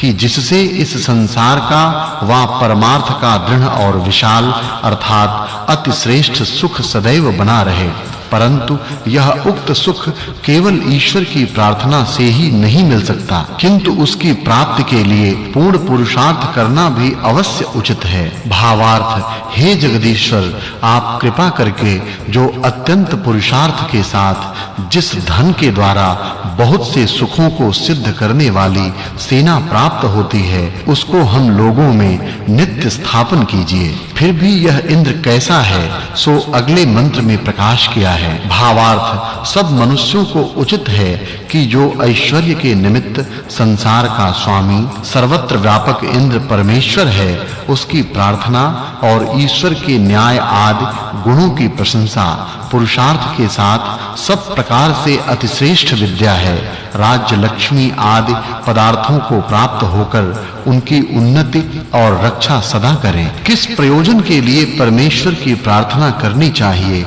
सो अगले मंत्र में प्रकाश किया है। भावार्थ, जब शत्रु मनुष्य भी सब में व्यापक मंगलमय उपमा रहित परमेश्वर के प्रति नम्र होता है, तो जो ईश्वर की आज्ञा और उसकी उपासना में वर्तमान मनुष्य हैं, वे ईश्वर के लिए नम्र क्यों न हों? जो ऐसे हैं, वे ही बड़े-बड़े गुणों से महात्मा होकर सबसे सत्कार किए जाने के योग्य होते और वे ही विद्या और चक्रवर्ती राज्य के आनंद को प्राप्त होते हैं। जो उनसे विपरीत हैं, वे उस आनंद को कभी प्राप्त नहीं हो सकते। इस सूक्त में इंद्र शब्द के वर्णन, उत्तम धन आदि की प्राप्ति के अर्थ, ईश्वर की प्रार्थना और अपने पुरुषार्थ करने की आज्ञा के प्रतिपादन करने से इस 9वें सूक्त के अर्थ की संगति 8वें सूक्त के साथ मिलती है ऐसा समझना चाहिए। यह 9वां सूक्त और 8वां वर्ग पूरा हुआ। अब 10वें सूक्त का आरंभ किया जाता है। इस सूक्त में प्रथम मंत्र में इस बात का प्रकाश किया है कि कौन-कौन पुरुष किस-किस प्रकार से इंद्र संज्ञक परमेश्वर का पूजन करते हैं। भावार्थ, इस मंत्र में उपमा अलंकार है। जैसे सब मनुष्यों को ईश्वर की ही पूजा करनी चाहिए, अर्थात उसकी आज्ञा के अनुकूल वेद विद्या को पढ़कर अच्छे-अच्छे गुणों के साथ अपने और अन्यों के वंश को भी पुरुषार्थी करते हैं, वैसे ही अपने आप को भी होना चाहिए। और जो परमेश्वर के सिवाय दूसरे का पूजन करने वाला पुरुष है, वह कभी उत्तम फल को प्राप्त होने योग्य नहीं हो सकता, क्योंकि न तो ईश्वर की ऐसी आज्ञा ही है और न ईश्वर के समान कोई दूसरा पदार्थ है कि जिसका उसके स्थान में पूजन किया जावे। इससे सब मनुष्यों को उचित है कि परमेश्वर का ही गान और पूजन करें। फिर भी ईश्वर को कैसे जाने, सो अगले मंत्र में प्रकाश किए हैं। भावार्थ, इस मंत्र में भी इव शब्द की अनुवृत्ति से उपमा अलंकार समझना चाहिए। जैसे सूर्य अपने सम्मुख के पदार्थों को वायु के साथ बारंबार क्रम से अच्छी प्रकार आक्रमण, आकर्षण और प्रकाश करके सब पृथ्वी लोक को घुमाता है, वैसे ही जो मनुष्य विद्या से करने योग्य अनेक कर्मों को सिद्ध करने के लिए प्रवृत्त होता है, वही अनेक क्रियाओं से सब कार्यों के करने को समर्थ हो सकता तथा ईश्वर की सृष्टि में अनेक सुखों को प्राप्त होता, और उसी मनुष्य को ईश्वर भी अपनी कृपा दृष्टि से देखता है, आलसी को नहीं। अगले मंत्र में इंद्र शब्द से ईश्वर और सूर्य लोक का प्रकाश किया है। भावार्थ, इस मंत्र में लुप्तोपमा अलंकार है। सब मनुष्यों को सब विद्या पढ़ने के पीछे उत्तम क्रियाओं की कुशलता में प्रवृत्त होना चाहिए। जैसे सूर्य का उत्तम प्रकाश संसार में वर्तमान है, वैसे ही ईश्वर के गुण और विद्या के प्रकाश का सब में उपयोग करना चाहिए। मनुष्यों को परमेश्वर से क्या-क्या मांगना चाहिए, सो अगले मंत्र में प्रकाश किया है। भावार्थ, इस मंत्र में लुप्तोपमा अलंकार है। जो पुरुष वेद विद्या व सत्य के संयोग से परमेश्वर की स्तुति, प्रार्थना और उपासना करते हैं, उनके हृदय में ईश्वर अंतर्यामी रूप से वेद मंत्रों के अर्थों को यथावत प्रकाश करके निरंतर उनके लिए सुख का प्रकाश करता है। इससे उन पुरुषों में विद्या और पुरुषार्थ कभी नष्ट नहीं होते। फिर भी ईश्वर किस प्रकार का है, इस विषय का अगले मंत्र में प्रकाश किया है। भावार्थ, इस मंत्र में उपमा अलंकार है। इस संसार में जो शोभा युक्त रचना, प्रशंसा और धन्यवाद हैं, वे सब परमेश्वर ही की अनंत शक्ति का प्रकाश करते हैं, क्योंकि जैसे सिद्ध किए हुए पदार्थों में प्रशंसा युक्त रचना के अनेक गुण उन पदार्थों के रचने वाले की ही प्रशंसा के हेतु हैं, वैसे ही परमेश्वर की प्रशंसा जानने व प्रार्थना के लिए हैं। इस कारण जो पदार्थ हम ईश्वर से प्रार्थना के साथ चाहते हैं, सो हमारे अत्यंत पुरुषार्थ के द्वारा ही प्राप्त होने योग्य हैं, केवल प्रार्थना मात्र से नहीं। किस-किस पदार्थ की प्राप्ति के लिए ईश्वर की प्रार्थना करनी चाहिए, सो अगले मंत्र में प्रकाश किया है। भावार्थ, सब मनुष्यों को उचित है कि सब सुख और शुभ गुणों की प्राप्ति के लिए परमेश्वर ही की प्रार्थना करें, क्योंकि वह अद्वितीय, सर्वमित्र, परम ऐश्वर्य वाला, अनंत शक्तिमान ही उक्त पदार्थों को देने में समर्थ है। यह 19वां वर्ग समाप्त हुआ। अगले मंत्र में इंद्र शब्द से ईश्वर और सूर्य लोक का प्रकाश किया है। भावार्थ, इस मंत्र में श्लेष और लुप्तोपमा अलंकार है। हे परमेश्वर, जैसे आपने सूर्यादि जगत को उत्पन्न करके अपना यश और संसार का सब सुख प्रसिद्ध किया है, वैसे ही आपकी कृपा से हम लोग भी अपने मन आदि इंद्रियों को शुद्ध के साथ विद्या और धर्म के प्रकाश से युक्त तथा सुख पूर्वक सिद्ध और अपनी कीर्ति, विद्या, धन और चक्रवर्ती राज्य का प्रकाश करके सब मनुष्यों को निरंतर आनंदित और कीर्तिमान करें। फिर अगले मंत्र में ईश्वर का प्रकाश किया है। भावार्थ, जब कोई पूछे कि ईश्वर कितना बड़ा है तो उसका उत्तर यह है कि जिसको सब आकाश आदि बड़े-बड़े पदार्थ भी घेरे में नहीं ला सकते, क्योंकि वह अनंत है। इससे सब मनुष्यों को उचित है कि उसी परमात्मा का सेवन उत्तम कर्म करने और श्रेष्ठ पदार्थों की प्राप्ति के लिए उसी की प्रार्थना करते रहें। जब जिसके गुण और कर्म की गणना कोई नहीं कर सकता, तो कोई उसके अंत पाने को समर्थ कैसे हो सकता है? भावार्थ, इस मंत्र में उपमा अलंकार है। मनुष्य को उचित है कि जो सर्वज्ञ जीवों के किए हुए वाणी के व्यवहारों का यथावत श्रवण करने वाला, सर्वाधार, अंतर्यामी, जीव और अंतःकरण की यथावत शुद्धि का हेतु तथा सबका मित्र ईश्वर है, वही एक जानने व प्रार्थना करने योग्य है। फिर भी मनुष्य परमेश्वर को कैसा जाने, इस विषय का अगले मंत्र में प्रकाश किया है। भावार्थ, मनुष्यों को सब कर्मों की सिद्धि देने और युद्ध में शत्रुओं के विजय के हेतु परमेश्वर ही देने वाला है, जिसने इस संसार में सब प्राणियों के सुख के लिए असंख्यात पदार्थ उत्पन्न व रक्षित किए हैं। उस परमेश्वर व उसकी आज्ञा का आश्रय करके सर्वथा उपाय के साथ अपना व सब मनुष्यों का सब प्रकार से सुख सिद्ध करना चाहिए। फिर परमेश्वर कैसा और मनुष्यों के लिए क्या करता है, इस विषय का अगले मंत्र में प्रकाश किया है। भावार्थ, जो मनुष्य अपने प्रेम से विद्या का उपदेश करने वाला होकर, अर्थात जीवों के लिए सब विद्याओं का प्रकाश सर्वदा शुद्ध परमेश्वर की स्तुति के साथ आश्रय करते हैं, वे सुख और विद्या युक्त पूर्ण आयु तथा ऋषि भाव को प्राप्त होकर सब विद्या चाहने वाले मनुष्यों को प्रेम के साथ उत्तम विद्या से विद्वान करते हैं। उक्त सब स्तुति ईश्वर ही के गुणों का कीर्तन करती है। इस विषय का अगले मंत्र में प्रकाश किया है। भावार्थ, हे भगवान परमेश्वर, जो अत्युत्तम प्रशंसा है सो आपकी ही है, तथा जो सुख और आनंद की वृद्धि होती है सो आप ही को सेवन करके विशेष वृद्धि को प्राप्त होती है। इस कारण जो मनुष्य ईश्वर तथा सृष्टि के गुणों का अनुभव करते हैं, वे ही प्रसन्न और विद्या की वृद्धि को प्राप्त होकर संसार में पूज्य होते हैं। जो लोग क्रम से विद्या आदि शुभ गुणों को ग्रहण और ईश्वर की प्रार्थना करके अपने उत्तम पुरुषार्थ का आश्रय लेकर परमेश्वर की प्रशंसा और धन्यवाद करते हैं, वे ही अविद्या आदि दुष्ट गुणों की निवृत्ति से शत्रुओं को जीतकर तथा अधिक अवस्था वाले और विद्वान होकर सब मनुष्यों को सुख उत्पन्न करके सदा आनंद में रहते हैं। इससे इस दशम सूक्त की संगति नवम सूक्त के साथ जाननी चाहिए। यह दशम सूक्त और 20वां वर्ग पूरा हुआ।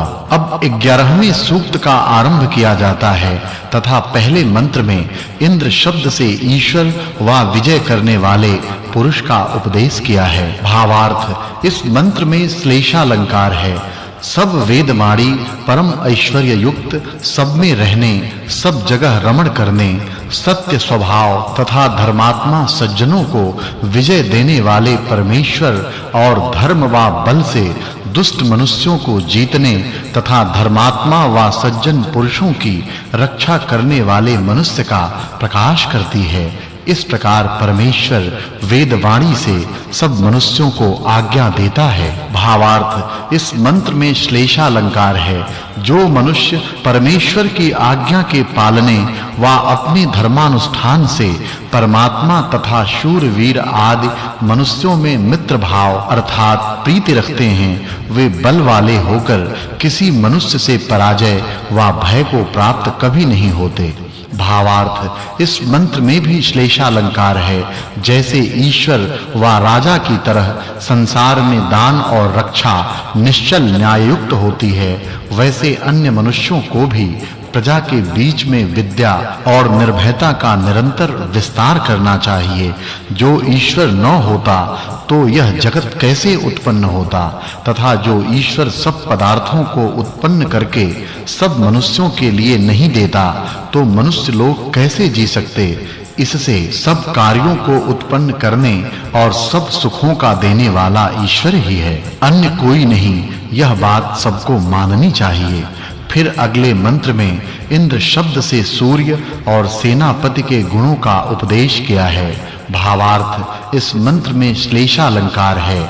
जैसे ईश्वर का रचा और धारण किया हुआ यह सूर्य लोक अपने वज्र रूपी किरणों से सब मूर्तिमान पदार्थों को अलग-अलग करने तथा बहुत से गुणों का हेतु और अपने आकर्षण रूप गुण से पृथ्वी आदि लोकों का धारण करने वाला है, वैसे ही सेनापति को उचित है कि शत्रुओं के बल का छेदन, साम, दाम और दंड से शत्रुओं को भिन्न-भिन्न करके बहुत उत्तम गुणों को ग्रहण करता हुआ भूमि में अपने राज्य का पालन करे। फिर अगले मंत्र में सूर्य के गुणों का उपदेश किया है। भावार्थ, जैसे सूर्य लोक अपनी किरणों से मेघ के कठिन-कठिन बादलों को छिन्न-भिन्न करके भूमि पर गिराता हुआ जल की वर्षा करता है, क्योंकि यह मेघ उसकी किरणों में ही स्थिर रहता तथा इसके चारों ओर आकर्षण अर्थात खींचने के गुणों से पृथ्वी आदि लोक अपनी-अपनी कक्षा में उत्तम नियम से घूमते हैं। इसी से समय के विभाग जो उत्तरायण, दक्षिणायन तथा ऋतु, मास, पक्ष, दिन, घड़ी पर आदि हो जाते हैं, वैसे ही गुण वाला सेनापति होना उचित है। अब अगले मंत्र में इंद्र शब्द से शूरवीर के गुणों का उपदेश किया है। भावार्थ, इस मंत्र में लुप्तोपमा अलंकार है। ईश्वर सब मनुष्यों को आज्ञा देता है कि जैसे मनुष्यों को धार्मिक, प्रशंसनीय सभाध्यक्ष व सेनापति मनुष्यों के अभय दान से निर्भयता को प्राप्त होकर जैसे समुद्र के गुणों को जानते हैं, वैसे ही उक्त पुरुष के आश्रय से अच्छी प्रकार जानकर उनको प्रसिद्ध करना चाहिए तथा दुखों के निवारण से सब सुखों के लिए परस्पर विचार भी करना चाहिए। फिर अगले मंत्र में सूर्य के गुणों का उपदेश किया है। भावार्थ, बुद्धिमान मनुष्यों को ईश्वर आज्ञा देता है कि साम, दाम, दंड और भेद की युक्ति से दुष्ट और शत्रु जनों की निवृत्ति करके विद्या और चक्रवर्ती राज्य की यथावत उन्नति करनी चाहिए तथा जैसे इस संसार में कपटी, छली और दुष्ट पुरुष बुद्धि को प्राप्त न हो, वैसा उपाय निरंतर करना चाहिए। अगले मंत्र में ईश्वर के गुणों का उपदेश किया है। भावार्थ, जिस दयालु ईश्वर ने प्राणियों के सुख के लिए जगत में अनेक उत्तम पदार्थ अपने पराक्रम से उत्पन्न करके जीवों को दिए हैं, उसी ब्रह्म के स्तुति विधायक सब धन्यवाद होते हैं। इसलिए सब मनुष्यों को उसी का आश्रय लेना चाहिए। इस सूक्त में शब्द से ईश्वर की स्तुति, निर्भयता, संपादन, सूर्य लोक के कार्य, शूरवीर के गुणों का वर्णन, दुष्ट शत्रुओं का निवारण, प्रजा की रक्षा तथा ईश्वर के अनंत सामर्थ्य से कारण के द्वारा जगत की उत्पत्ति आदि के विधान से इस 11वें सूक्त की संगति 10वें सूक्त के अर्थ के साथ जाननी चाहिए। यह प्रथम मंडल में तीसरा अनुवाक 11वां सूक्त और 21वां वर्ग समाप्त हुआ। चतुर्थोनुवाकः, अब 12वें सूक्त के प्रथम मंत्र में भौतिक अग्नि के गुणों का उपदेश किया है। भावार्थ, ईश्वर सब मनुष्यों को आज्ञा देता है कि यह प्रत्यक्ष व अप्रत्यक्ष से विद्वानों ने जिसके गुण प्रसिद्ध किए हैं तथा पदार्थों को ऊपर नीचे पहुंचाने से दूत स्वभाव तथा शिल्प विद्या से जो कला यंत्र बनते हैं, उनके चलाने में हेतु और विमान आदि यानों में वेग आदि क्रियाओं को देने वाला भौतिक अग्नि अच्छी प्रकार विद्या से सब सज्जनों के उपकार के लिए निरंतर ग्रहण करना चाहिए, जिससे सब उत्तम सुख हों। अब अगले मंत्र में 2 प्रकार के अग्नि का उपदेश किया है। भावार्थ, इस मंत्र में लुप्तोपमा अलंकार है और पिछले मंत्र से व्रीड़ी महे इस पद की अनुवृत्ति आती है।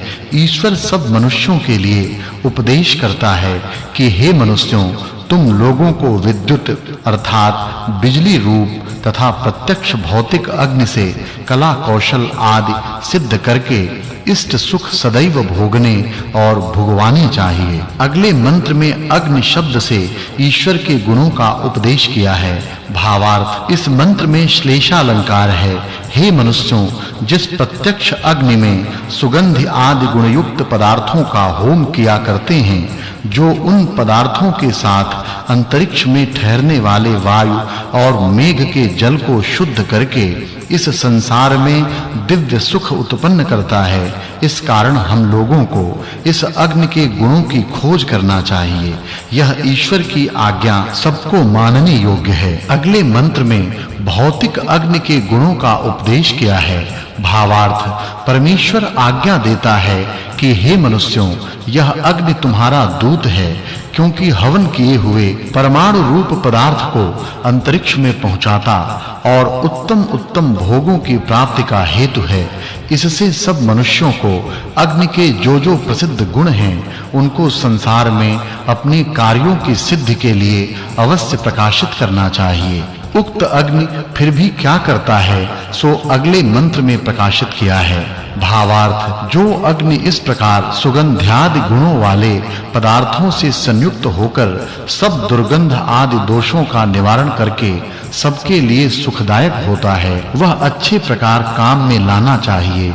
ईश्वर का यह वचन सब मनुष्यों को मानना उचित है। वह अग्नि कैसे प्रकाशित होता और किस प्रकार का है, सो अगले मंत्र में उपदेश किया है। भावार्थ, जो यह सब पदार्थों में मिला हुआ विद्युत रूप अग्नि कहाता है, उसी से प्रत्यक्ष यह सूर्यलोक और भौतिक अग्नि प्रकाशित होते हैं, और फिर जिसमें छिपे हुए विद्युत रूप होके रहते हैं, जो इनके गुण और विद्या को ग्रहण करके मनुष्य लोग उपकार करें, तो उनसे अनेक व्यवहार सिद्ध होकर उनको अत्यंत आनंद की प्राप्ति होती है। यह जगदीश्वर का वचन है। अगले मंत्र में अग्नि शब्द से ईश्वर का उपदेश किया है। भावार्थ, इस मंत्र में श्लेषालंकार है। मनुष्यों को सत्य विद्या से धर्म की प्राप्ति तथा शिल्प विद्या से सिद्ध के लिए ईश्वर और भौतिक अग्नि के गुण अलग-अलग प्रकाशित करने चाहिए, जिससे प्राणियों के रोग आदि के विनाश पूर्वक सब सुखों की प्राप्ति यथावत हो। फिर भी अगले मंत्र में ईश्वर का उपदेश किया है। भावार्थ, इस मंत्र में श्लेषालंकार है। दूत शब्द का अर्थ दो पक्षों में समझना चाहिए, अर्थात एक इस प्रकार से कि सब मनुष्यों में ज्ञान का पहुंचाना ईश्वर पक्ष, तथा दूसरे से दूसरे देश में पदार्थों का पहुंचाना भौतिक पक्ष में ग्रहण किया है। जो आस्तिक अर्थात परमेश्वर में विश्वास रखने वाले मनुष्य अपने हृदय में सर्व साक्षी का ध्यान करते हैं, वे पुरुष ईश्वर से रक्षा को प्राप्त होकर पापों से बचकर धर्मात्मा हुए अत्यंत सुखों को प्राप्त होते हैं, तथा जो युक्त से विमान आदि रथों में भौतिक अग्नि से संयुक्त करते हैं, वे भी युद्धादिकों में रक्षा को प्राप्त होकर औरों की रक्षा करने वाले होते हैं। भावार्थ, इस मंत्र में श्लेषालंकार है। जो मनुष्य अपने सत्य भाव, कर्म और विज्ञान से परमेश्वर का सेवन करते हैं, वे दिव्य गुण, पवित्र कर्म और उत्तम सुखों को प्राप्त होते हैं, तथा जिससे यह दिव्य गुणों का प्रकाश करने वाला अग्नि रचा है, उस अग्नि से मनुष्य को उत्तम उपकार लेने चाहिए। इस प्रकार ईश्वर का उपदेश है। भावार्थ, इस मंत्र में श्लेषालंकार है।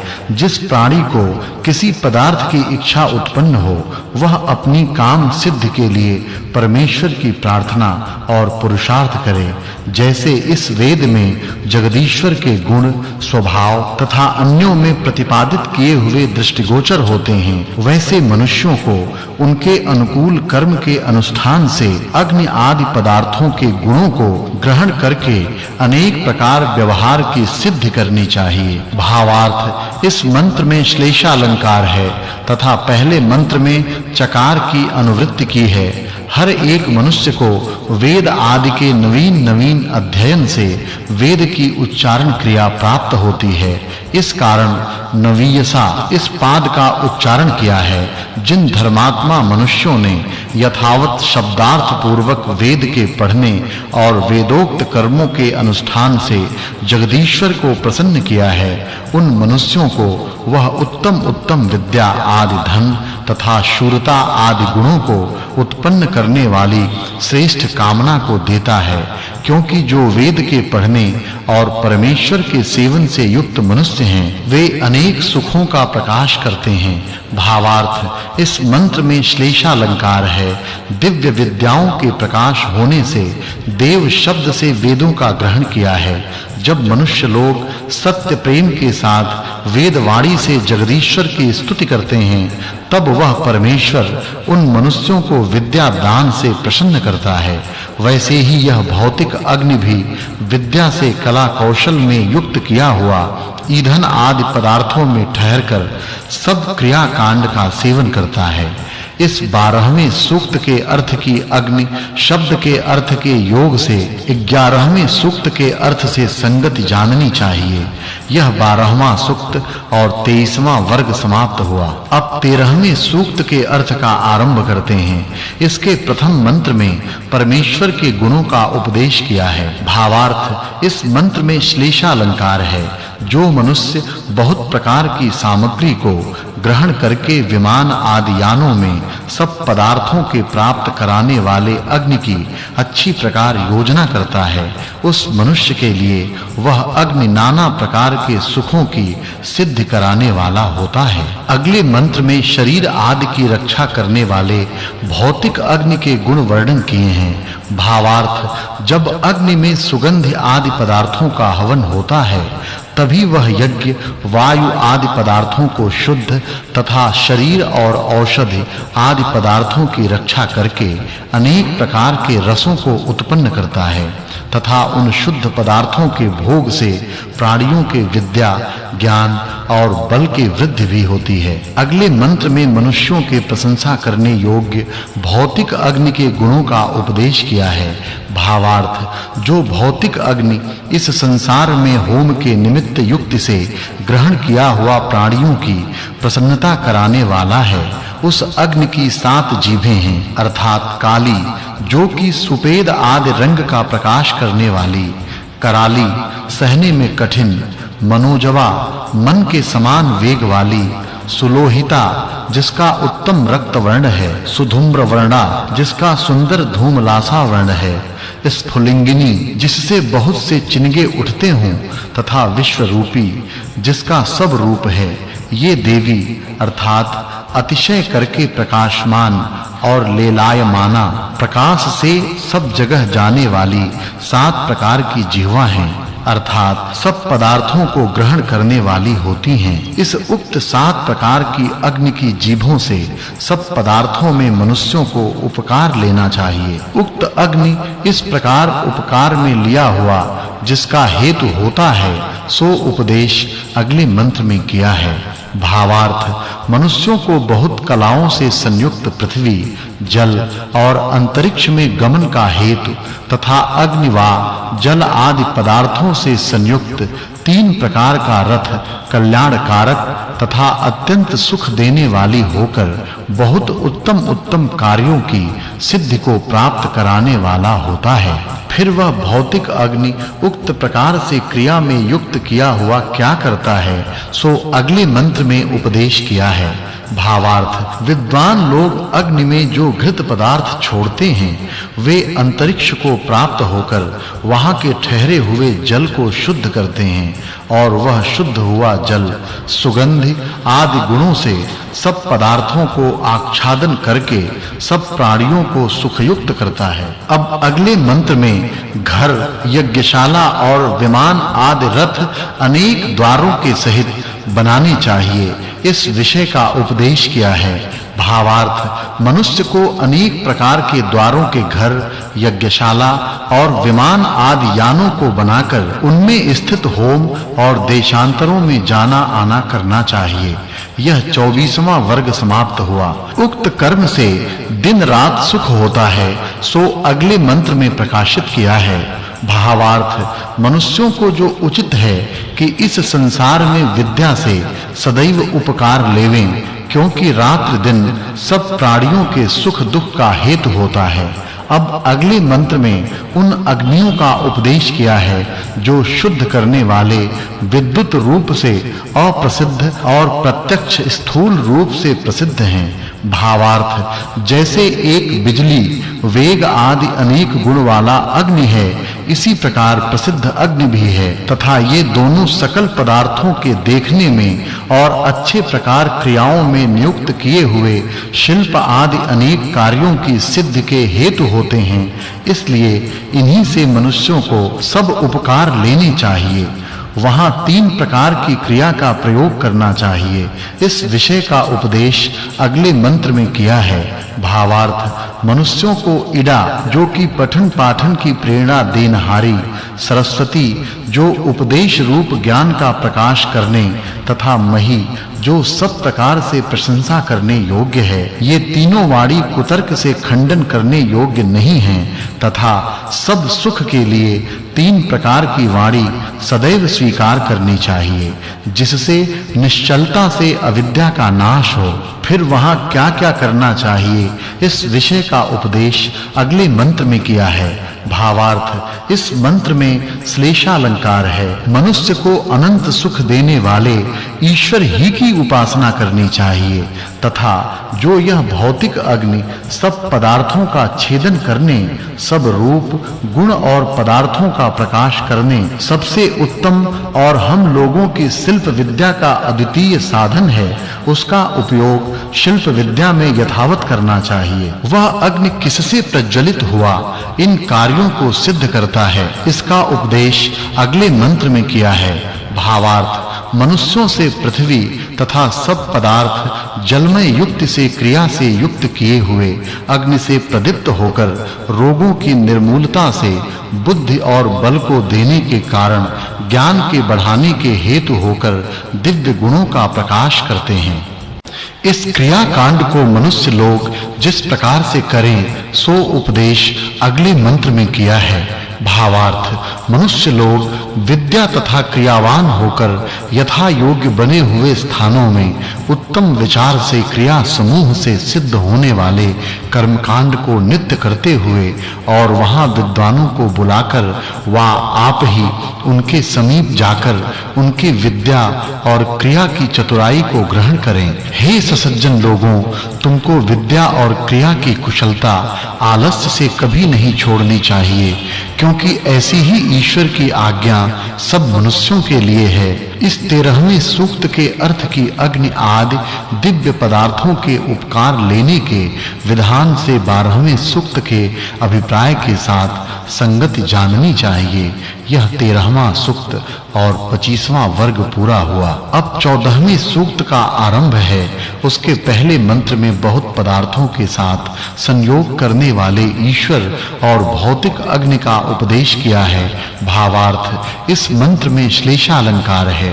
जिन मनुष्यों को व्यवहार और परमार्थ के सुख की इच्छा हो, वे वायु, जल और पृथ्वी मयाद यंत्र तथा विमान आदि रथों के साथ अग्नि को स्वीकार करके उत्तम क्रियाओं को सिद्ध करते और ईश्वर की आज्ञा का सेवन, वेदों का पढ़ना पढ़ाना और वेदोक्त कर्मों का अनुष्ठान करते रहते हैं, वे ही सब प्रकार से आनंद भोगते हैं। अब अगले मंत्र में अग्नि शब्द के अर्थों का उपदेश किया है। भावार्थ, इस मंत्र में श्लेषालंकार है। मनुष्य को इस संसार में ईश्वर के रचे हुए पदार्थों को देखकर यह कहना चाहिए कि ये सब धन्यवाद और स्तुति ईश्वर ही में घटती है। अब अगले मंत्र में सब देवों में से कई एक देवों का उपदेश किया है। भावार्थ, इस मंत्र के पूर्व मंत्र में कण्वाह, अहोषत और गृणन्ति इन 3 पदों की अनुवृत्ति आती है, जो मनुष्य ईश्वर के रचे हुए उक्त इंद्र आदि पदार्थों और उनके गुणों को जानकर क्रियाओं से संयुक्त करते हैं। वे आप सुखी होकर सब प्राणियों को सुख युक्त सदैव करते हैं। उक्त पदार्थ इस प्रकार संयुक्त किए हुए किस-किस कार्य को सिद्ध करते हैं, इस विषय का उपदेश अगले मंत्र में किया है। भावार्थ, ईश्वर सब मनुष्यों के प्रति कहता है कि जो मेरे रचे हुए पहले मंत्र में प्रकाशित किए बिजली आदि पदार्थों से ये सब पदार्थ धारण करके मैंने पुष्ट किए हैं, तथा जो मनुष्य इनसे वैदिक व शिल्प शास्त्रों की रीति से उत्तम रस के उत्पादन और शिल्प कार्यों की सिद्धि के साथ उत्तम सेना के संपादन होने से रोगों का नाश तथा विजय की प्राप्ति करते हैं, वे लोग नाना प्रकार के सुख भोगते हैं। अब अगले मंत्र में अग्नि शब्द से ईश्वर का उपदेश किया है। भावार्थ, हे सृष्टि के उत्पन्न करने वाले परमेश्वर, जिस आपने सब प्राणियों के सुख के लिए सब पदार्थों को रचकर धारण किया है, इससे हम लोग आप ही की स्तुति, सबकी रक्षा की इच्छा, शिक्षा और विद्या से सब मनुष्यों को भूषित करते हुए उत्तम क्रियाओं के लिए निरंतर अच्छी प्रकार यत्न करते हैं। ईश्वर के रचे हुए बिजली आदि पदार्थ कैसे गुण वाले हैं, सो अगले मंत्र में उपदेश किया है। भावार्थ, जो मेघ आदि पदार्थ हैं, वे ही जल को ऊपर नीचे अर्थात अंतरिक्ष को पहुंचाते और वहां से वर्षाते हैं, तथा ताराख्य यंत्र से चलाई हुई बिजली मन के वेग के समान वार्ताओं को एक देश से दूसरे देश में प्राप्त कराती है। इसी प्रकार सब सुखों को प्राप्त कराने वाले यही पदार्थ हैं, ऐसी ईश्वर की आज्ञा है। यह 26वां सर्ग समाप्त हुआ। अब अगले मंत्र में अग्नि शब्द से ईश्वर का उपदेश किया है। भावार्थ, इस मंत्र में श्लेषालंकार है। मनुष्य को अच्छी प्रकार ईश्वर के आराधन और अग्नि की क्रिया कुशलता से रसादि को रचकर तथा उपकार में लाकर गृहस्थ आश्रम में सब कार्यों को सिद्ध करना चाहिए। फिर उक्त पदार्थ किस प्रकार के हैं, इस विषय का उपदेश अगले मंत्र में किया है। भावार्थ, मनुष्यों को इस जगत में सब संयुक्त पदार्थों से दो प्रकार का कर्म करना चाहिए, अर्थात एक तो उनके गुणों का जानना, दूसरे उनसे कार्य की सिद्धि करना। जो विद्युत आदि पदार्थ सब मूर्तिमान पदार्थों से रस को ग्रहण करके फिर पीछे छोड़ देते हैं, इससे उनकी शुद्धि के लिए सुगंधि आदि पदार्थों का होम निरंतर करना चाहिए, जिससे वे सब प्राणियों को सुख सिद्ध करने वाले हों। किस प्रकार के मनुष्य उन गुणों का ग्रहण कर सकते हैं, इस विषय का उपदेश अगले मंत्र में किया है। भावार्थ, इस मंत्र में श्लेषालंकार है। जो ईश्वर इन पदार्थों को उत्पन्न नहीं करता, तो कोई पुरुष उपकार लेने को समर्थ नहीं हो सकता, और जब मनुष्य निद्रा में स्थित होते हैं, तब कोई मनुष्य किसी भोग को करने योग्य पदार्थ को प्राप्त नहीं हो सकता, किंतु जागृत अवस्था को प्राप्त होकर उनके भोग करने को सामर्थ्य प्राप्त होता है। इससे इस मंत्र में उषर बुधः इस पद का उच्चारण किया है। संसार के इन पदार्थों से बुद्धिमान मनुष्य ही क्रिया की सिद्धि को कर सकता है, अन्य कोई नहीं। किसके साथ में यह विद्युत अग्नि क्रियाओं की सिद्धि कराने वाला होता है, सो अगले मंत्र में कहा है। भावार्थ, यह विद्युत रूप अग्नि ब्रह्मांड में रहने वाले पवन तथा शरीर में रहने वाले प्राणों के साथ वर्तमान होकर सब पदार्थों से रस को ग्रहण करके उगलता है। इससे यह मुख्य शिल्प विद्या का साधन है। अब अगले मंत्र में अग्नि शब्द से ईश्वर का उपदेश किया है। भावार्थ, जिस ईश्वर ने सब मनुष्य आदि प्राणियों के शरीर आदि पदार्थों को उत्पन्न करके धारण किया है, तथा जो यह सब कर्म उपासना तथा ज्ञान कांड में अतिशय पूजने के योग्य है, वही इस जगत रूपी यज्ञ को सिद्ध करके हम लोगों को सुखयुक्त करता है। फिर अगले मंत्र में भौतिक अग्नि के गुणों का उपदेश किया है। भावार्थ, विद्वानों को कला और विमान आदि यानों में अग्नि आदि पदार्थों को संयुक्त करके इनसे इस संसार में मनुष्यों के सुख के लिए दिव्य पदार्थों का प्रकाश करना चाहिए। सब देवों के गुण के प्रकाश तथा क्रियाओं के समुदाय से इस 14वें सूक्त की संगति पूर्वोक्त 13वें सूक्त के अर्थ के साथ जाननी चाहिए। यह 14वां सूक्त और 27वां वर्ग पूरा हुआ। अब 15वें सूक्त का आरंभ है। उसके प्रथम मंत्र में ऋतु में रस की उत्पत्ति और गति का वर्णन किया है। भावार्थ यह सूर्य, वर्ष, उत्तरायण, दक्षिणायन, वसंत आदि ऋतु, चैत्र आदि 12 महीने, शुक्ल और कृष्ण पक्ष, दिन रात, मुहूर्त जो 30 कलाओं का संयोग, कला जो 30 काष्ठा का संयोग, काष्ठा जो 18 निमेष आदि समय के विभागों को प्रकाशित करता है, जैसे मनु जी ने कहा, और उन्हीं के साथ सब औषधियों के रस और सब स्थानों को जलों से खींचता है। वे किरणों के साथ अंतरिक्ष में स्थित होते हैं तथा वायु के साथ आते जाते हैं। अब ऋतुओं के साथ पवन आदि पदार्थ सबको खींचते और पवित्र करते हैं। इस विषय का उपदेश अगले मंत्र में किया है। भावार्थ ऋतुओं के अनुक्रम से पवनों में भी यथा योग्य गुण उत्पन्न होते हैं। इसी से वे त्रसरेणु आदि पदार्थों के हेतु होते हैं तथा अग्नि के बीच में सुगंधित पदार्थों के होम द्वारा वे पवित्र होकर प्राणी मात्र को सुख संयुक्त करते हैं और वे ही पदार्थों के लेन-देन में हेतु होते हैं। अब ऋतुओं के साथ-साथ विद्युत अग्नि क्या करता है, इस विषय का उपदेश अगले मंत्र में किया है। भावार्थ जो बिजली अग्नि की सूक्ष्म अवस्था है, सो अब स्थूल पदार्थों के अवयवों में व्याप्त होकर उनको धारण और छेदन करती है। इसी से यह प्रत्यक्ष अग्नि उत्पन्न होके उसी में विलय हो जाता है। अग्नि भी ऋतुओं का संयोजक होता है।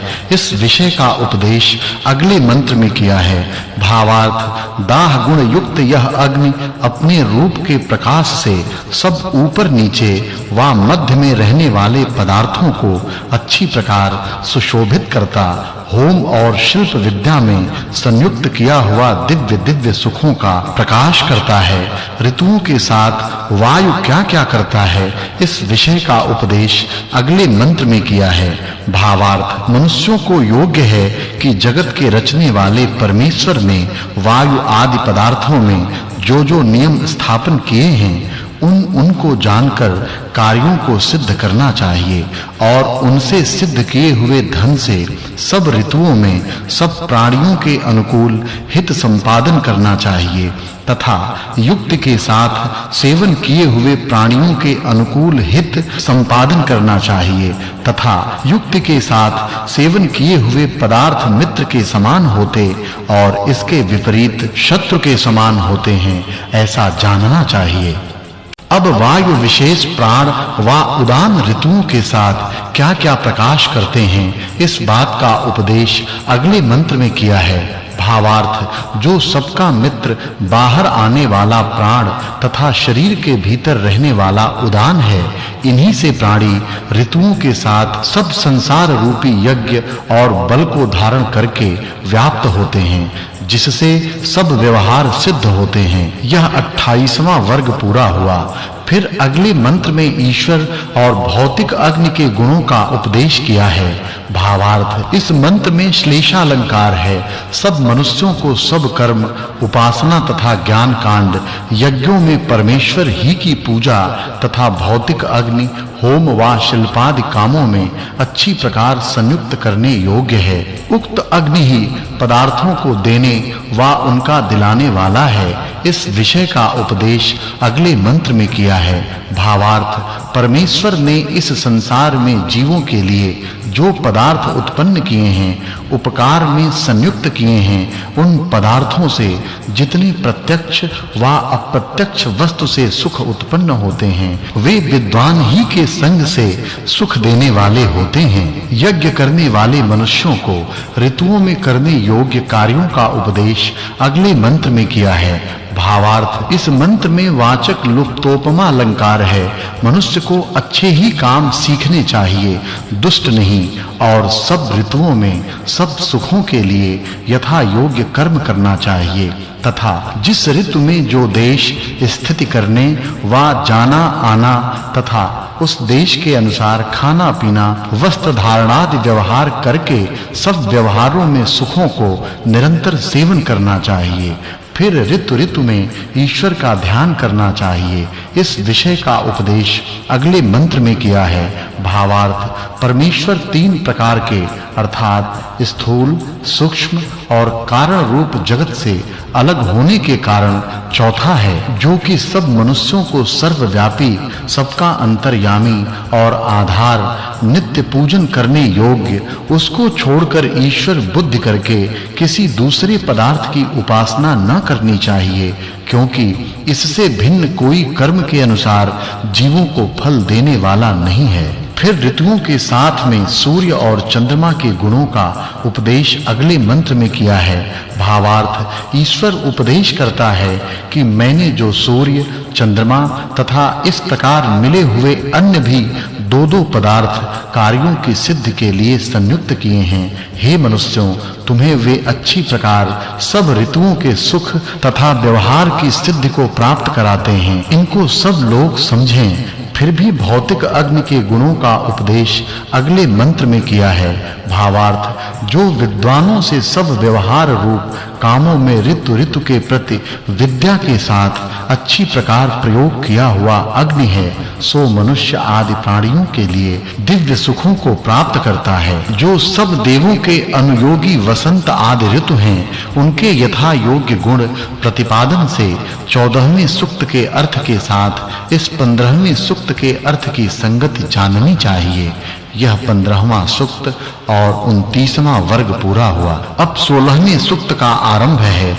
उसके प्रथम मंत्र में सूर्य के गुणों का उपदेश किया है। भावार्थ सूर्य की प्रत्यक्ष दीप्ति सब रसों के हरने, सबका प्रकाश करने तथा वर्षा कराने वाली है। वह यथा योग्य अनुकूलता के साथ सेवन करने से मनुष्यों को उत्तम सुख देती है। फिर अगले मंत्र में सूर्य लोक के गुणों का ही उपदेश किया है। भावार्थ इस संसार में रात्रि और दिन, शुक्ल तथा कृष्ण पक्ष, दक्षिणायन और उत्तरायण हरण करने वाले कहलाते हैं। उनसे सूर्य लोक आनंद रूप व्यवहारों को प्राप्त करता है। अब अगले मंत्र में इंद्र शब्द से 3 अर्थों का उपदेश किया है। भावार्थ मनुष्यों को परमेश्वर प्रतिदिन उपासना करने योग्य है और उसकी ही आज्ञा के अनुकूल वर्तना चाहिए। बिजली तथा जो प्राण रूप वायु है, उसकी विद्या से पदार्थों का भोग करना चाहिए। अब अगले मंत्र में इंद्र शब्द से वायु के गुणों का उपदेश किया है। भावार्थ जो पदार्थ हम लोगों को शिल्प आदि व्यवहारों में उपकार युक्त करने चाहिए, वे अग्नि, विद्युत, सूर्य और वायु ही के निमित्त से प्रकाशित होते तथा जाते आते हैं। फिर अगले मंत्र में इंद्र के गुणों का उपदेश किया है। भावार्थ इस मंत्र में उपमा अलंकार है। जैसे अत्यंत प्यासे मृग आदि पशु और पक्षी वेग से दौड़कर नदी, तालाब आदि स्थानों को प्राप्त होके जल को पीते हैं, वैसे ही यह सूर्य लोक अपनी वेगवती किरणों से औषधि आदि को प्राप्त होकर उसके रसों को पीता है। सो यह विद्या की वृद्धि के लिए मनुष्य को यथावत उपयुक्त करना चाहिए। यह 30वां वर्ग पूरा हुआ। अब वायु किस लिए, किसमें किन-किन पदार्थों के रस को पीता है, इस विषय का उपदेश अगले मंत्र में किया है। भावार्थ ईश्वर ने इस संसार में प्राणियों के बल आदि वृद्धि के लिए जितने मूर्तिमान पदार्थ उत्पन्न किए हैं, सूर्य से छिन्न भिन्न किए हुए उनको पवन अपने निकट करके धारण करता है। उसके संयोग से प्राणी अप्राणी बल पराक्रम वाले होते हैं। उक्त वायु कैसे गुण वाला है, इस विषय का उपदेश अगले मंत्र में किया है। भावार्थ मनुष्यों के लिए उत्तम गुण तथा शुद्ध किया हुआ यह पवन अत्यंत सुखकारी होता है। भावार्थ वायु प्रकाश में अपने गमनागमन से सब संसार को प्राप्त होकर मेघ की वृष्टि करने या सबसे वेग वाला होकर सब प्राणियों को सुखयुक्त करता है। इसके बिना कोई प्राणी किसी व्यवहार को सिद्ध करने को समर्थ नहीं हो सकता। अब अगले मंत्र में इंद्र शब्द से ईश्वर के गुणों का उपदेश किया है। भावार्थ ईश्वर में यह सामर्थ्य सदैव रहता है कि पुरुषार्थी धर्मात्मा मनुष्यों का उनके कर्मों के अनुसार सब कामनाओं को पूर्ण करना तथा जो संसार में परम उत्तम पदार्थों का उत्पादन तथा धारण करके सब प्राणियों को सुखयुक्त करता है, इससे सब मनुष्यों को उसी परमेश्वर की नित्य उपासना करनी चाहिए।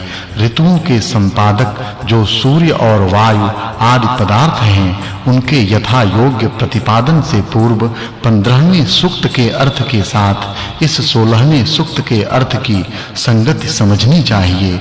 यह 16वां सूक्त और 31वां वर्ग पूरा हुआ। अब 17वें सूक्त का आरंभ है। इसके पहले मंत्र में इंद्र और वरुण के गुणों का उपदेश किया है। भावार्थ जैसे प्रकाशमान संसार के उपकार करने, सब सुखों को देने, व्यवहारों के हेतु और चक्रवर्ती राजा के समान सबकी रक्षा करने वाले सूर्य और चंद्रमा हैं, वैसे ही हम लोगों को भी होना चाहिए। अब इंद्र और वरुण से संयुक्त किए हुए अग्नि और जल के गुणों का उपदेश अगले मंत्र में किया है। भावार्थ पूर्व मंत्र से इस मंत्र में आवृणे इस पद का ग्रहण किया है। विद्वानों से युक्त के साथ कला यंत्रों से युक्त किए हुए अग्नि जल जब कलाओं से बल में आते हैं, तब रथों को शीघ्र चलाने, उनमें बैठे हुए मनुष्यों आदि प्राणी पदार्थों को धारण कराने और सबको सुख देने वाले होते हैं।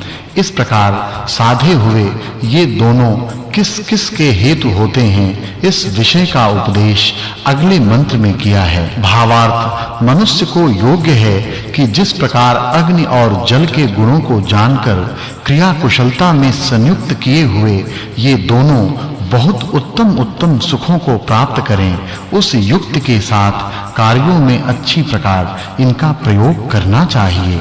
उक्त कार्य के करने से क्या होता है, इस विषय का उपदेश अगले मंत्र में किया है। भावार्थ मनुष्यों को सदा आलस्य छोड़कर अच्छे कामों का सेवन तथा विद्वानों का समागम नित्य करना चाहिए, जिससे अविद्या और दरिद्रता जड़ मूल से नष्ट हों।